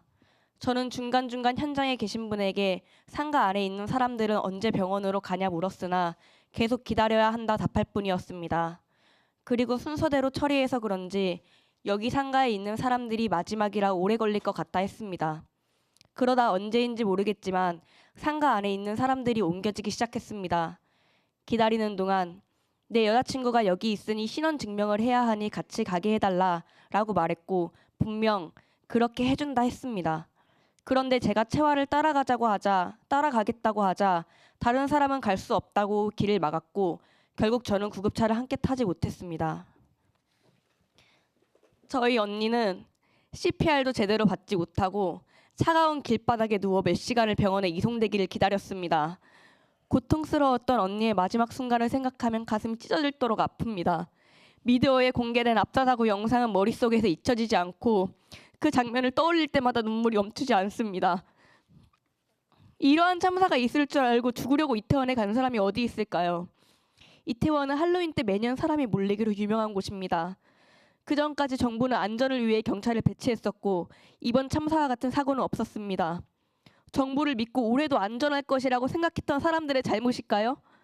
만약 저희 언니가 그 참사의 현장에 있지 않더라도 저희 언니가 아닌 그 자리에 있던 또 다른 소중한 생명이 희생됐을 거라 생각합니다. 이태원 참사 이후 희생자와 유가족을 향한 무차별적인 인격 모독이 계속되고 있습니다. 저는 심적으로 버티지 못할 것 같아 뉴스도 인터넷 댓글도 보지 않고 있습니다. 그러나 2차 가해는 포털 사이트와 SNS를 보지 않아도 피할 수 없었습니다. 최근 업무적으로 만나오던 께서 저에게 나는 더 이상 TV를 믿지 않는다. 이태원 참사에 대해서 아느냐 물었고 당시 저는 유가족이라고 밝혔습니다. 그러자 그분이 일을 너무 크게 부풀려서 말하는 거 아니냐. 사고로 죽은 사람들이 얼마나 많은데 다들 가만히 있지 않냐. 가만히 있는 유가족들도 많은데 왜 이렇게 나대는지 모르겠다 등 차마 입에 담을 수 없는 말을 하였고 저는 그 말에 큰 충격과 트라우마를 받았습니다. 참사 당시 길바닥에서 차가운 언니의 시체를 끌어안고 있던 언니의 남자친구는 하루하루 고통 속에 살고 있고 참사의 트라우마로 인해 사람이 많은 곳에 가지 못합니다. 저는 참사 이후 정신건강이 많이 안 좋아져서 현재 심리상담과 정신과 치료를 병행하고 있습니다. 저희 유가족은 사회의 시끄러운 존재들이 아닙니다. 그냥 한 국민으로서 억울한 목소리를 내는 것뿐입니다. 네티즌과 정치인분들의 2차 가해. 왜 본인들은 이러한 사건을 당하지 않을 거라고 생각하십니까? 저도 평화롭고 평범하기만 하던 저희 가족이 이러한 참사로 사랑하는 언니를 떠나보게 될 줄 몰랐습니다. 자식 잃은 부모로서, 형제 잃은 동생으로서 억울한 부분이 있다면 원인을 밝혀 지적하고 사과받고 싶은 게 당연한 마음 아닐까요? 지금이라도 다시 바로잡지 않으면 본인의 가족이 참사의 희생자가 될 수 있습니다. 제발 2차 가해를 멈춰주시기 바랍니다. 모든 유가족들이 피해 보상을 원하지 않았습니다. 제대로 된 진상규명과 사과, 책임은 뒤로하고 다급히 언론에 보상금을 지급했다. 보도한 정부의 태도가 이해되지 않습니다. 사회 문제를 해결하기 위해 시민들의 안녕과 질서를 바로잡기 위해 그 자리에 서겠다고 자신 있다고 한 표 달라고 외쳤던 정치인분들은 왜 상황 해결은커녕 오히려 앞장서 2차 가해만 하는지 모르겠습니다. 책임자들의 무능함에서 오는 창피함과 책임감을 잊고자 그저 피해자 잘못으로 돌려버리면 마음의 무게가 가벼워져서 편하신가요? 상품 백화점과 성수대교가 무너졌을 때도 위령비는 세워졌습니다. 당시 태어나던 아이가 30이 되는 동안 국가는 더 안전해졌나요? 진상규명 거부와 책임 회피 그리고 2차 가해 앞으로 무엇을 더 계획하시나요? 여론 조작으로 시민 갈등, 유가족 분열 그리고 구구 집단 지원 등 비겁한 레파토리 재생할 생각하지 말고 정부다운 행동 부탁드립니다. 이상입니다. 네, 수고하셨습니다. 다음은 조미은 진술해 주십시오. 국민 여러분 모두 안녕하신지요? 제 얘기에 귀를 기울여 주십시오. 저는 배우 이지한 엄마 조미은입니다. 지한이는 촬영 중간에 10월 29일 단 하루 시간이 비어 친구들과 밥 먹으러 이태원에 갔습니다. 그날 지한이를 목격하신 치과 의사분에 의하면 그 골목 앞 도로에 11시쯤 구조되어 구급차 뒤에 누워 있었으나 CPR을 생각하지 않을 정도로 상태가 심각하지 않아 보였기 때문에 근처에서 15분이나 지켜본 후 그 자리를 떠났다고 합니다. 소방서 구급 일지에는 11시 52분에 차가운 도로에 누워있는 지한이를 태우고 출발했다고 기재되어 있습니다. 믿고 싶지 않았고 믿을 수 없는 전화를 받고 응급실에 들어갔을 때 제 아들은 살 수 있을 거라는 생각이 들었습니다. 제가 그 아이의 입에 인공호흡을 했으나 저는 바로 절망했습니다. 경찰이 검시를 해야 된다며 빨리 나가라는 말에 5분만 더 보면 안 되겠습니까? 라고 구걸했고 검시 후 들어가니 몸에서 심한 약품 냄새가 나 이상하다는 생각을 했습니다. 옷을 담는 곳이 있었어요. 그런데 그들은 가위로 찢은 옷을 구석에 처박아 놓고 간 것이 지금도 잊혀지지 않고 너무 슬펐습니다. 52분간 정부의 부재로 살릴 수 있었던 생명을 잃게 한 이 무책임한 행위에 대해 분함을 감출 수 없습니다.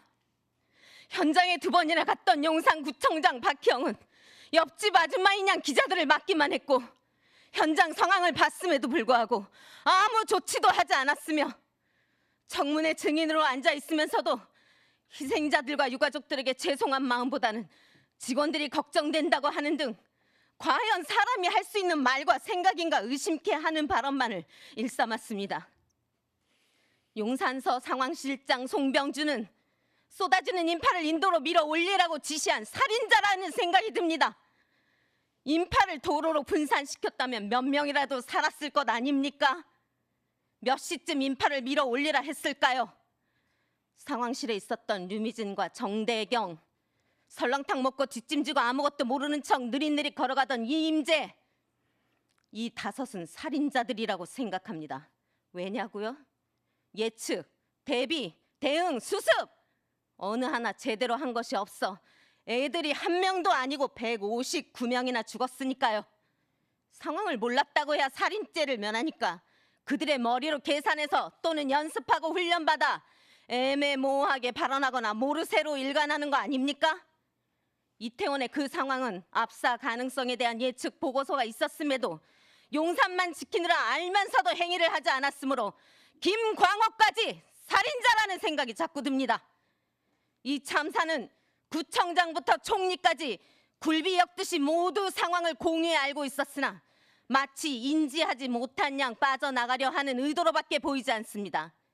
운 좋게 해외에 있었던 서울시장도 직무유기며 85분간 상황 설명만 듣고도 그 시간에 제가 놀았겠습니까? 라고 하는 이상민 장관도 죄를 면치 못해야 한다고 생각합니다. 청문회에서의 의원들의 발언에도 문제를 제기합니다. 신현영에 대해 얘기하지 말라고 하는 게 아닙니다. 죄가 있다면 당연히 물어야죠. 하지만 5명이 돌아가며 같은 얘기를 반복하는 게 이태원 참사 진실 규명에 어떤 도움이 되는 것일까요? 우리는 그 시간이 정말 중요하고 진실 규명과 재발 방지를 위해 경청해야만 하는 소중한 시간인데 한 분이 그 얘기를 했으면 나머지 4분은 다른 질문을 했어야 한다는 말입니다. 진심으로 진상 규명과 재발 방지를 여당도 원하고 있다면 말입니다. 전주의 의원은 청문회 발언 순서가 되었는데 어디로 사라졌다 몇 시간 후에 왔나요? 신년 인사? 친구가 옆에 사라진 걸 몰랐나요? 조수진 의원님? 그러면서 야당과 같은 편이네 같은 편이야라는 발언을 한 당신이 먼저 앞장서서 이 참사를 편가르고 정쟁으로 이끌어가는 당사자가 아닙니까? 유가족들이 적인가요?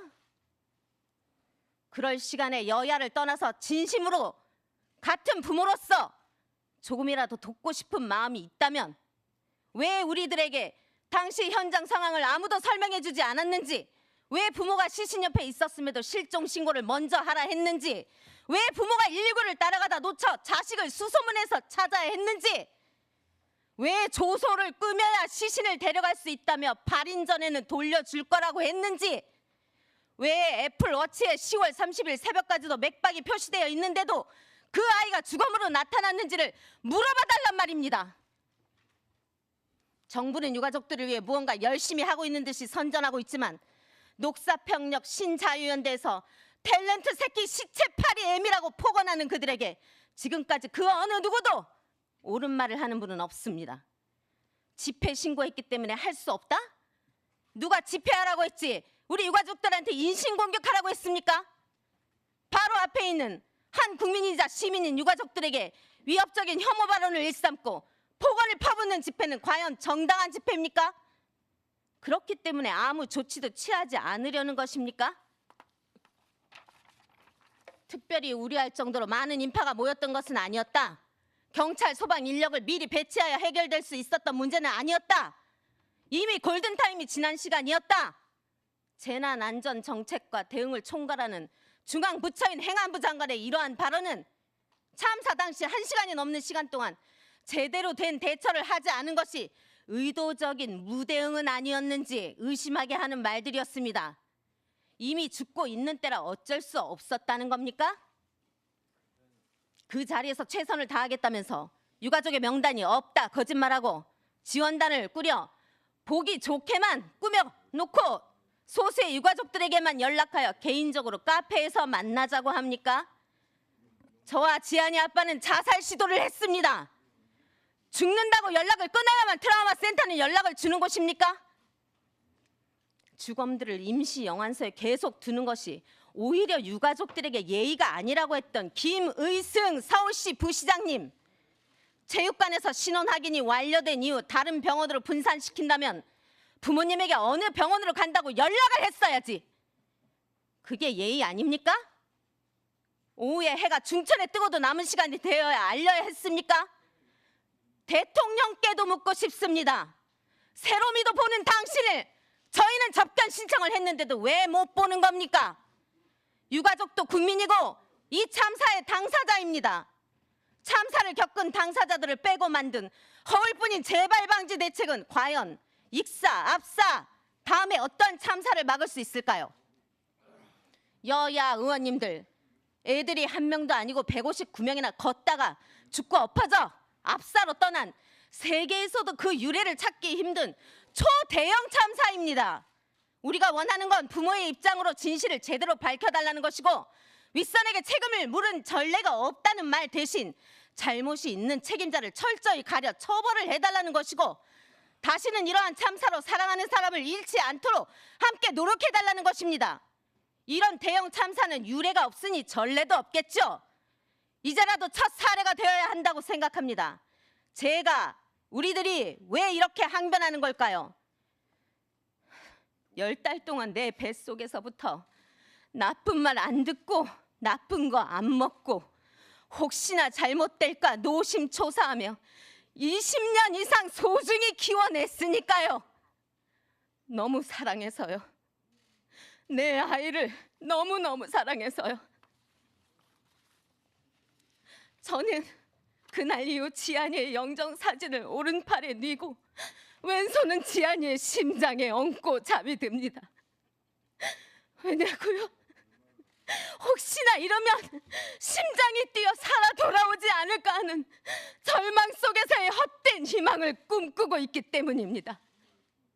너무나 사랑하기 때문에 그 이유 하나만으로 진실만큼은 우리가 제대로 밝혀야 억울하지 않게 좋은 곳으로 아이들을 보낼 수 있지 않겠습니까? 이상입니다. 네, 수고하셨습니다. 이만희 간사님께서 정회를 요청하셔서 또 우리 유가족들도 조금 많이 격앙돼 계셔서 정회 요청을 받아들여서 20분간 정회한 이후에 3시 35분에 다시 속기하도록 하겠습니다. 정회를 선포합니다.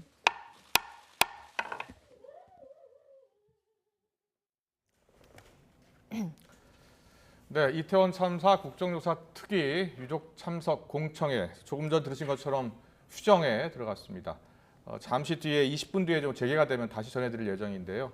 지금 들으신 것처럼 생존자 유족으로부터 직접 들어본 이태원 참사 발생부터 대응, 사후 대처, 희생자 확인, 또 허술했던 우울증 치료 프로그램까지 직접 들어봤습니다. 우리나라 안전을 책임지는 당국의 대응, 희생자 구조와 유족을 대하는 당국의 대처 너무나 허술했고 부실했습니다. 네, 지금 유족들에게 유일한 위로는 주변의 공감과 또 함께하는 마음이라는 생존자의 목소리가 들리고 있습니다. 유가족이 일상으로 돌아가는 유일한 방법은 진상규명이라면서 목소리를 높였는데요. 네, 진상규명을 하겠다는 이태원 참사 국정조사 특위 오늘 17일 보고서를 채택하고 다음 날 종료될 예정이라고 하는데요. 자, 유족 공청회는 잠시 뒤 시작되면 다시 전해드리겠습니다. 네. 이른바 빌라왕과 건축왕으로 불리는 전세 사기 일당들에게 피해를 입은 서민들이 서울과 인천에서 수천 가구, 많게는 만 가구가 넘을 것으로 추산이 되고 있습니다. 네, 정부와 자치단체가 전세 사기 피해자들에 대한 지원을 약속했지만 정작 피해자들은 큰 도움이 안 된다고 말하고 있습니다. 왜 그런지 강소욱 기자가 보도합니다. 전세 사기 피해자들은 상대적으로 집값이 저렴한 서울 강서구와 인천 미추홀구 일대에 유난히 많습니다. 사기범들이 전세금이 넉넉하지 않은 서민들을 주로 노렸기 때문입니다. 서울 강서구에는 지원센터가 가동 중이고 원희룡 국토부 장관은 인천에도 조만간 지원센터를 열어 피해자들을 돕겠다고 밝혔습니다. 필요한 사람에게는 LH 등이 소유하고 있는 공실주택에 6개월 정도 거주할 수 있도록 하고 1억 6천만 원 상당의 장기 처리 자금을 대출해 주겠다고 약속했습니다. 하지만 전세 피해자들은 실효성 있는 대책이 아니라고 지적합니다. 심지어 인천에 거주하는 피해자들에게 서울에 공실주택을 제공하겠다고 제안했다며 분통을 터뜨리고 있습니다. 현재 전세 사기 피해자로서는 당장 갈 집이 있어야 되는데 집에 대한 어떤 대책도 마련되어 있지 않고요. 사기 사건이다 보니까 특히나 주거다 보니까 피해 금액을 다시 회복할 수 있어야 되거든요. 장기 처리 자금도 결국은 또 다른 빚이 될 것이라며 피해자들은 답답해하고 있습니다. 인천의 피해 지원센터는 사무 공간을 확보하지 못했다며 아직 문을 열지 않아 피해자들은 제대로 된 상담도 받지 못하고 있습니다. 인천에서 처음으로 건축왕 일당의 조직적인 전세 사기가 경찰에 신고된 것은 지난해 7월. 하지만 인천시와 해당 구에서는 아직도 피해 규모조차 제대로 파악하지 못하고 있습니다. 실질적으로 처음 겪는 일이잖아요. 이게 관공서에서 나서서 했던 일은 아니거든요. 대부분이 이제 민사적인 부분이어서 민사로 다 처리됐던 일이지 이게 집단화되다 보니까 정부와 자치단체의 소극적인 대응 속에 피해자들은 스스로 대응 방법을 찾아가는 힘겨운 싸움을 하고 있습니다.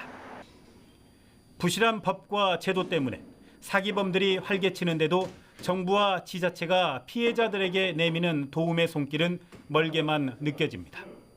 YTN 강소목입니다. 증권사에서 빌려주는 돈이 신용거래융자 이자율이 금리 인상에 따라서 10%대를 돌파하면서 빚을 내 투자한 이른바 빚투 규모가 조금씩 줄어들고 있습니다. 투자자들의 이자 부담이 우려되자 금감원은 대면과 비대면 계좌 이자율을 별도 공시하도록 하는 등 제도 개선에 나섰습니다. 강희경 기자의 보도입니다. 증권사에서 주식을 담보로 돈을 빌려 주식 투자를 하고 있는 A씨는 기준금리 인상 소식이 들려올 때마다 마음이 무거워집니다. 신용거래융자 이자율도 덩달아 줄줄이 오르고 있기 때문입니다. 장도 안 좋은데 시장금리도 오르다 보니까 신용이자를 내는 금액도 많이 올라가서 2배로 부담이 되는 것 같습니다. 실제로 한 달에 한 20만 원, 30만 원 정도는 더 지금 나가고 있는 것 같아요. 증권사들은 실제 신용거래융자 이자율을 잇따라 인상하고 있습니다. 돈을 빌리는 기간에 따라 이자율이 다른데 유안타증권과 삼성증권, 신한투자증권 일부 구간 이자율은 이미 10%대를 기록했습니다. NH투자증권과 DB금융투자, KB증권과 SK증권도 10%에 육박한 수준입니다. 주식시장이 안 그래도 부진한 데다 이자 부담도 커지다 보니 빚투 규모는 줄어들고 있습니다. 신용거래융자 잔액은 지난달 초 17조 원대에서 최근 15조 원대까지 떨어졌습니다. 동시에 반대매매 위험은 더 커졌습니다. 반대매매는 증권사에서 돈을 빌린 투자자의 주식 가치가 담보 비율 아래로 내려갈 때 증권사가 강제로 주식을 매도하는 것을 뜻합니다. 지난해 증시 급락으로 반대매매 우려가 커지자 정부가 증권사의 담보 비율 유지 의무를 연말까지 면제했는데 새해 들어 안정화 대책도 끝난 겁니다. 이자 갚는 데 대한 부담들 때문에 반대매매가 조금 더 많이 나올 수 있는 상황이고요.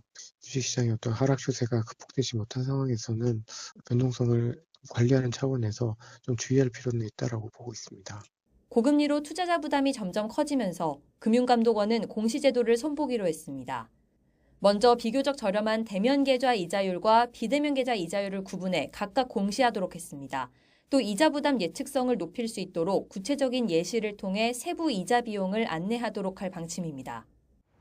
금리 인상기는 당분간 이어질 전망인 만큼 빚을 내 주식에 뛰어든 투자자들의 시름은 더 깊어질 것으로 보입니다. YTN 강희경입니다. 서울 아파트 매매가와 전세가 격차가 역대 최대 수준으로 벌어졌습니다.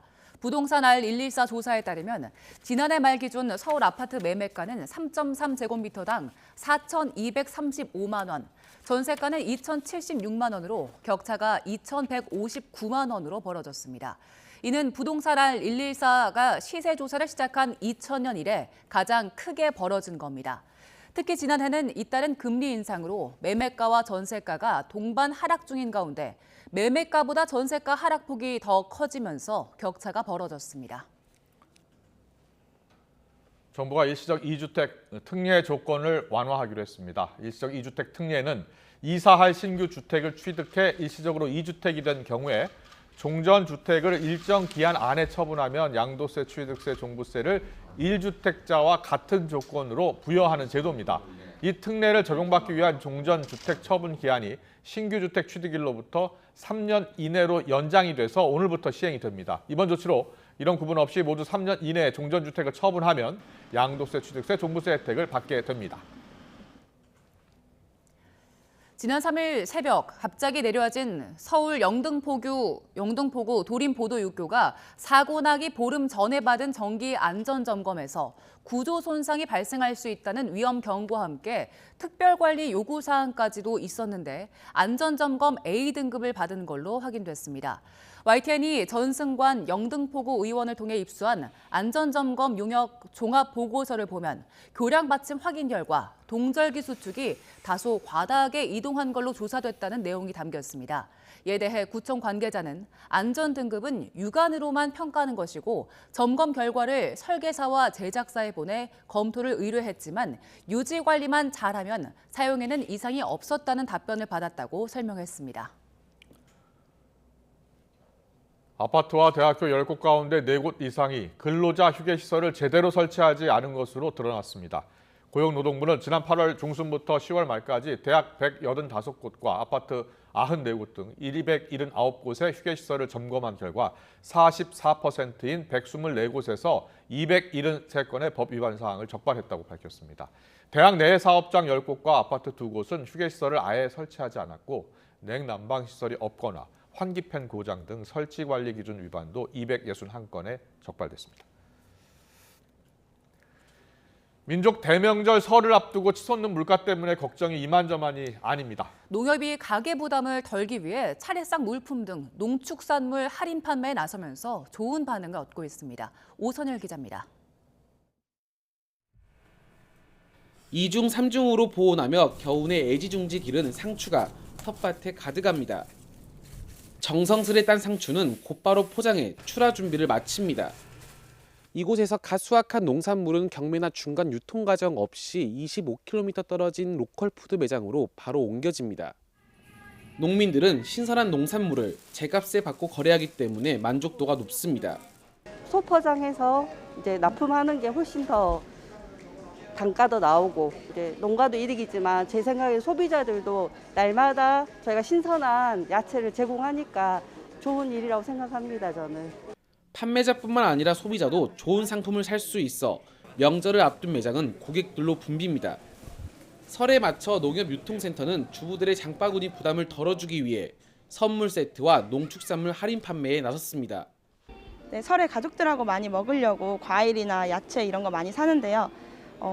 예전보다 물가가 많이 올라가지고 선뜻 사기도 어렵고 힘든데 하나로마트 오면은 뭐 특별하게 뭐 할인해 주는 것도 많고 사과와 배, 밤 등 제수용품을 포함해 최고 60% 할인된 가격으로 설 명절까지 판매할 계획입니다.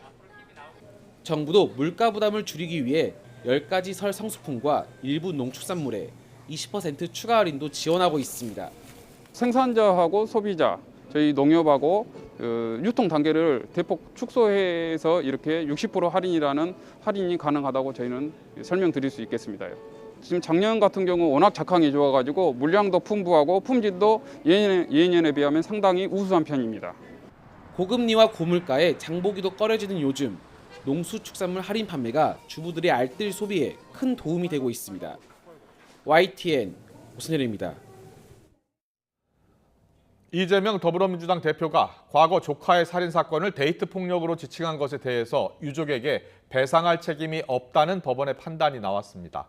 서울중앙지방법원은 오늘 오전 유족 A씨가 이 대표를 상대로 낸 손해배상 소송에서 원고 패소로 판결했습니다. 재판부는 데이트 폭력은 연인 관계 등에서 일어나는 여러 폭력을 포괄하는 영으로 보인다며 이 대표의 이런 표현이 조카의 범행을 축소했거나 유족의 추모 감정을 침해한 걸로 보기 어렵다고 판시했습니다.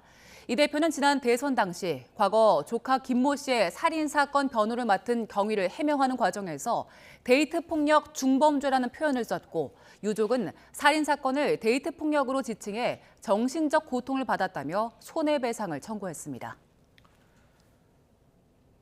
오늘 오전 11시 15분쯤 강원도 강릉시 내곡동 아파트 신축 현장 17층에서 불이 나 40여 분 만에 꺼졌습니다. 이 불로 인명피해는 없었지만 소방서 추산 600만 원의 재산 피해가 났습니다. 경찰과 소방당국은 화재 원인을 조사하고 있습니다. 빌라왕 여러 명의 배후로 지목된 부동산 컨설팅 업체 대표가 구속 기로에 섭니다. 서울중앙지방법원은 오늘 오후 부동산 컨설팅 업체 대표 30대 신모 씨에 대한 구속 전 피의자 신문을 진행합니다. 신 씨는 세입자들의 전세 보증금을 가로챈 혐의로 구속된 수도권 빌라 600여 채 소유주 김모 씨의 배우에서 범행에 가담한 혐의를 받습니다. 또 서울 강서구 일대 빌라 200여 채를 갖고 있다가 재작년 제주에서 숨진 정모 씨 사건에도 관여한 걸로 파악됐습니다. 신 씨의 구속 여부는 이르면 오늘 안으로 나올 전망입니다. 전산 시스템 오작동으로 미국 전역의 국내선 항공기 운항이 한때 전면 중단이 됐습니다. 사이버 공격 여부는 아직 확인되지 않았는데 바이든 미 대통령이 즉각 원인 파악을 지시했습니다. 보도에 이상순 기자입니다. 현지 시간 11일 미국 뉴저지주 뉴아공항 창구는 이른 아침부터 승객들의 항의가 빗발쳤습니다. 국내선 운항이 전면 중단됐기 때문입니다. I'm really upset, but what can I do? But it makes you kind of nervous. Is there something else that maybe we're not being told right now? 같은 시각 미국 플로리다주 올란도 국제공항도 마찬가지였습니다. So when I saw the boards, I definitely did think that there could be an issue with the flight or maybe the plane or like an engine, issue or something that's always. 미 연방항공청 FAA는 이날 오전 9시까지 모든 국내선 항공편의 운항 중단 명령을 내렸다가 오전 8시 50분쯤부터 점진적으로 운항을 재개했습니다. FAA의 전산정보체계 노탐의 오작동 때문이었습니다. 노탐은 조종사들이 이륙 전 반드시 파악해야 하는 정보를 제공하는 시스템입니다. I'd have to say it's very unusual because this, I've covered this sector for over 10 years, and this is the first time that I'm familiar with this system being unavailable. 이번 사태로 미 전역에서 2만 1000여 편의 비행이 지연됐고 파리와 런던 등에서 미국으로 들어오는 국제선 1840여 편도 영향을 받았습니다. 바이든 미국 대통령은 교통부 장관에게 즉각 원인을 파악해 보고하라고 지시했습니다. We don't know what the cause of it is. They expect it in a couple hours they'll have a good sense of what caused it, and we'll respond at that time. 이번 사태가 사이버 공격 때문이라는 증거는 아직 없습니다. 하지만 사이버 공격이 원인이고 그 배후가 러시아나 중국, 북한 등으로 확인된다면 파장이 만만치 않을 전망입니다. YTN 이상순입니다. 대한항공 일부 항공편도 지연 운항됐습니다. 우리 시간으로 오늘 새벽 애틀랜타와 워싱턴, 뉴욕에서 각각 출발하는 인천행 항공기가 예정보다 1시간 10분 정도 늦게 이륙했다고 밝혔습니다.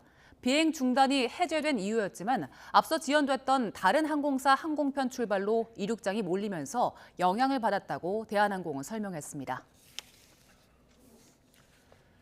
미국과 일본 양국이 정상회담을 이틀 앞두고 가진 외교 국방장관 회담에서 북한과 중국의 위협에 대응한 한미일 안보협력 강화를 재확인했습니다. 미국은 일본의 방위력 증강에 강력한 지지를 보내는 한편 대일 방어 범위를 우주 공간까지 확대하고 주일 미 해병 전력의 기동성도 높이기로 했습니다. 워싱턴에서 권준기 특파원이 보도합니다. 미국과 일본의 외교 국방장관은 중국이 최대 전략적 도전이라는 점에 인식을 같이 하면서 북한 도발에 대응하기 위한 한미일 삼각 공조를 강조했습니다.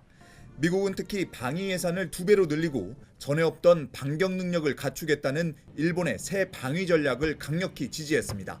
또 기존 방위 조약의 범위를 우주 공간까지 확대해 우주에서도 일본을 방어하겠다고 밝혔습니다. We're constantly expanding the horizons of our cooperation beyond even our planet. Later this week, Foreign Minister and I will sign a new agreement on U.S.-Japan cooperation in space. 일본은 북한의 계속된 도발로 인한 방위력 강화 필요성을 내세웠습니다. 일본 열도를 넘긴 탄도미사일 발사 등을 규탄하며 북한의 완전한 비핵화 필요성을 강조했습니다. We strongly accuse them for the launch of ballistic missiles during the past year at unprecedented frequency and reaffirmed our unwavering commitment towards the complete denuclearization of North Korea. 오스틴 미 국방장관은 중국과 북한을 견제하기 위한 오키나와 주둔 미군의 개편 계획도 내놨습니다.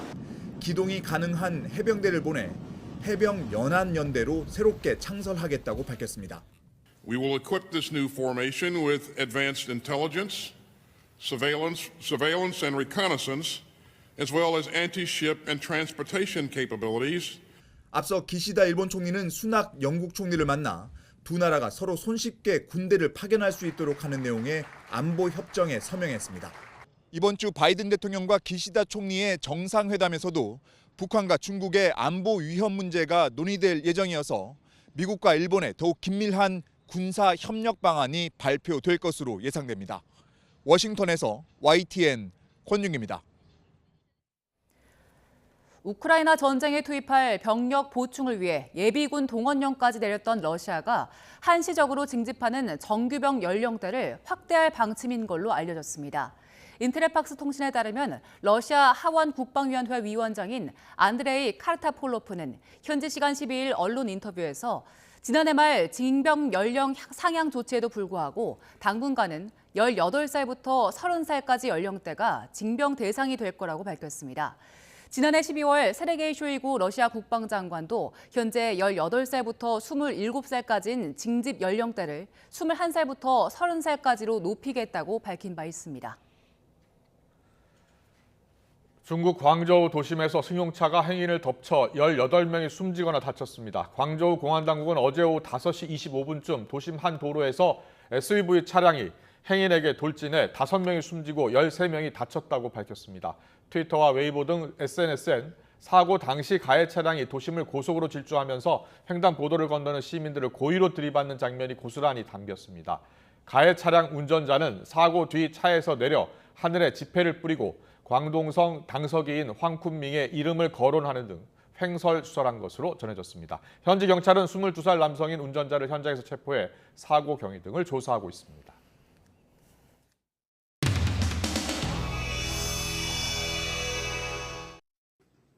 저건 우리 내부에 있어. 저건 우리의 분열입니다. 민주당이 원하는 거죠. 대통령과 각을 세워서 자신의 정치적 이득을 키우려는 사람, 당 지도부 될 자격 없습니다. 동의하십니까, 여러분? 동의하십니까? 국민 여러분들께 새해 복 많이 받으십시오. 당대표 출마 관련해서 최종 시점은 좀 언제쯤으로 생각하고 계시는지. 많은 고민을 더 해보겠습니다. 당내에서는 됐죠? 대표님의 행보에 대해서 제2의 이준석의 행보다 이런 비판입니다. 어떻게 보세요? 더 이상 답변하지 않겠습니다.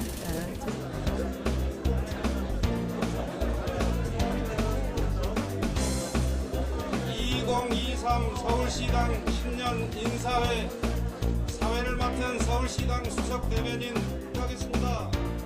먼저 바쁘신 일정 가운데도 참석해 주신 주요 당직자님들과 김기현 전 원내대표님 오셨습니다. 여러분.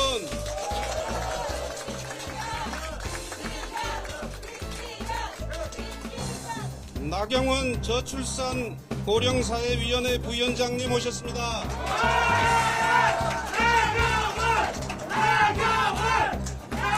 윤상현 전 사무총장님 오셨습니다.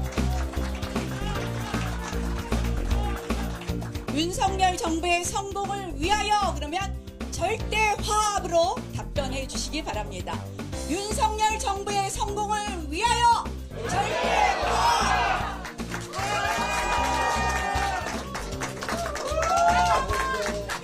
깨끗한 정치할 수 있도록 공천혁명을 이뤄야 된다고 생각하는데 동의하십니까? 새해 복 많이 받으세요. 감사합니다. 아무래도 일각에서는 출마하면 반윤으로 이미지가 되지 않냐. 찍는다고 진짜. 미안해요. 네. 저거 추가 아닌가?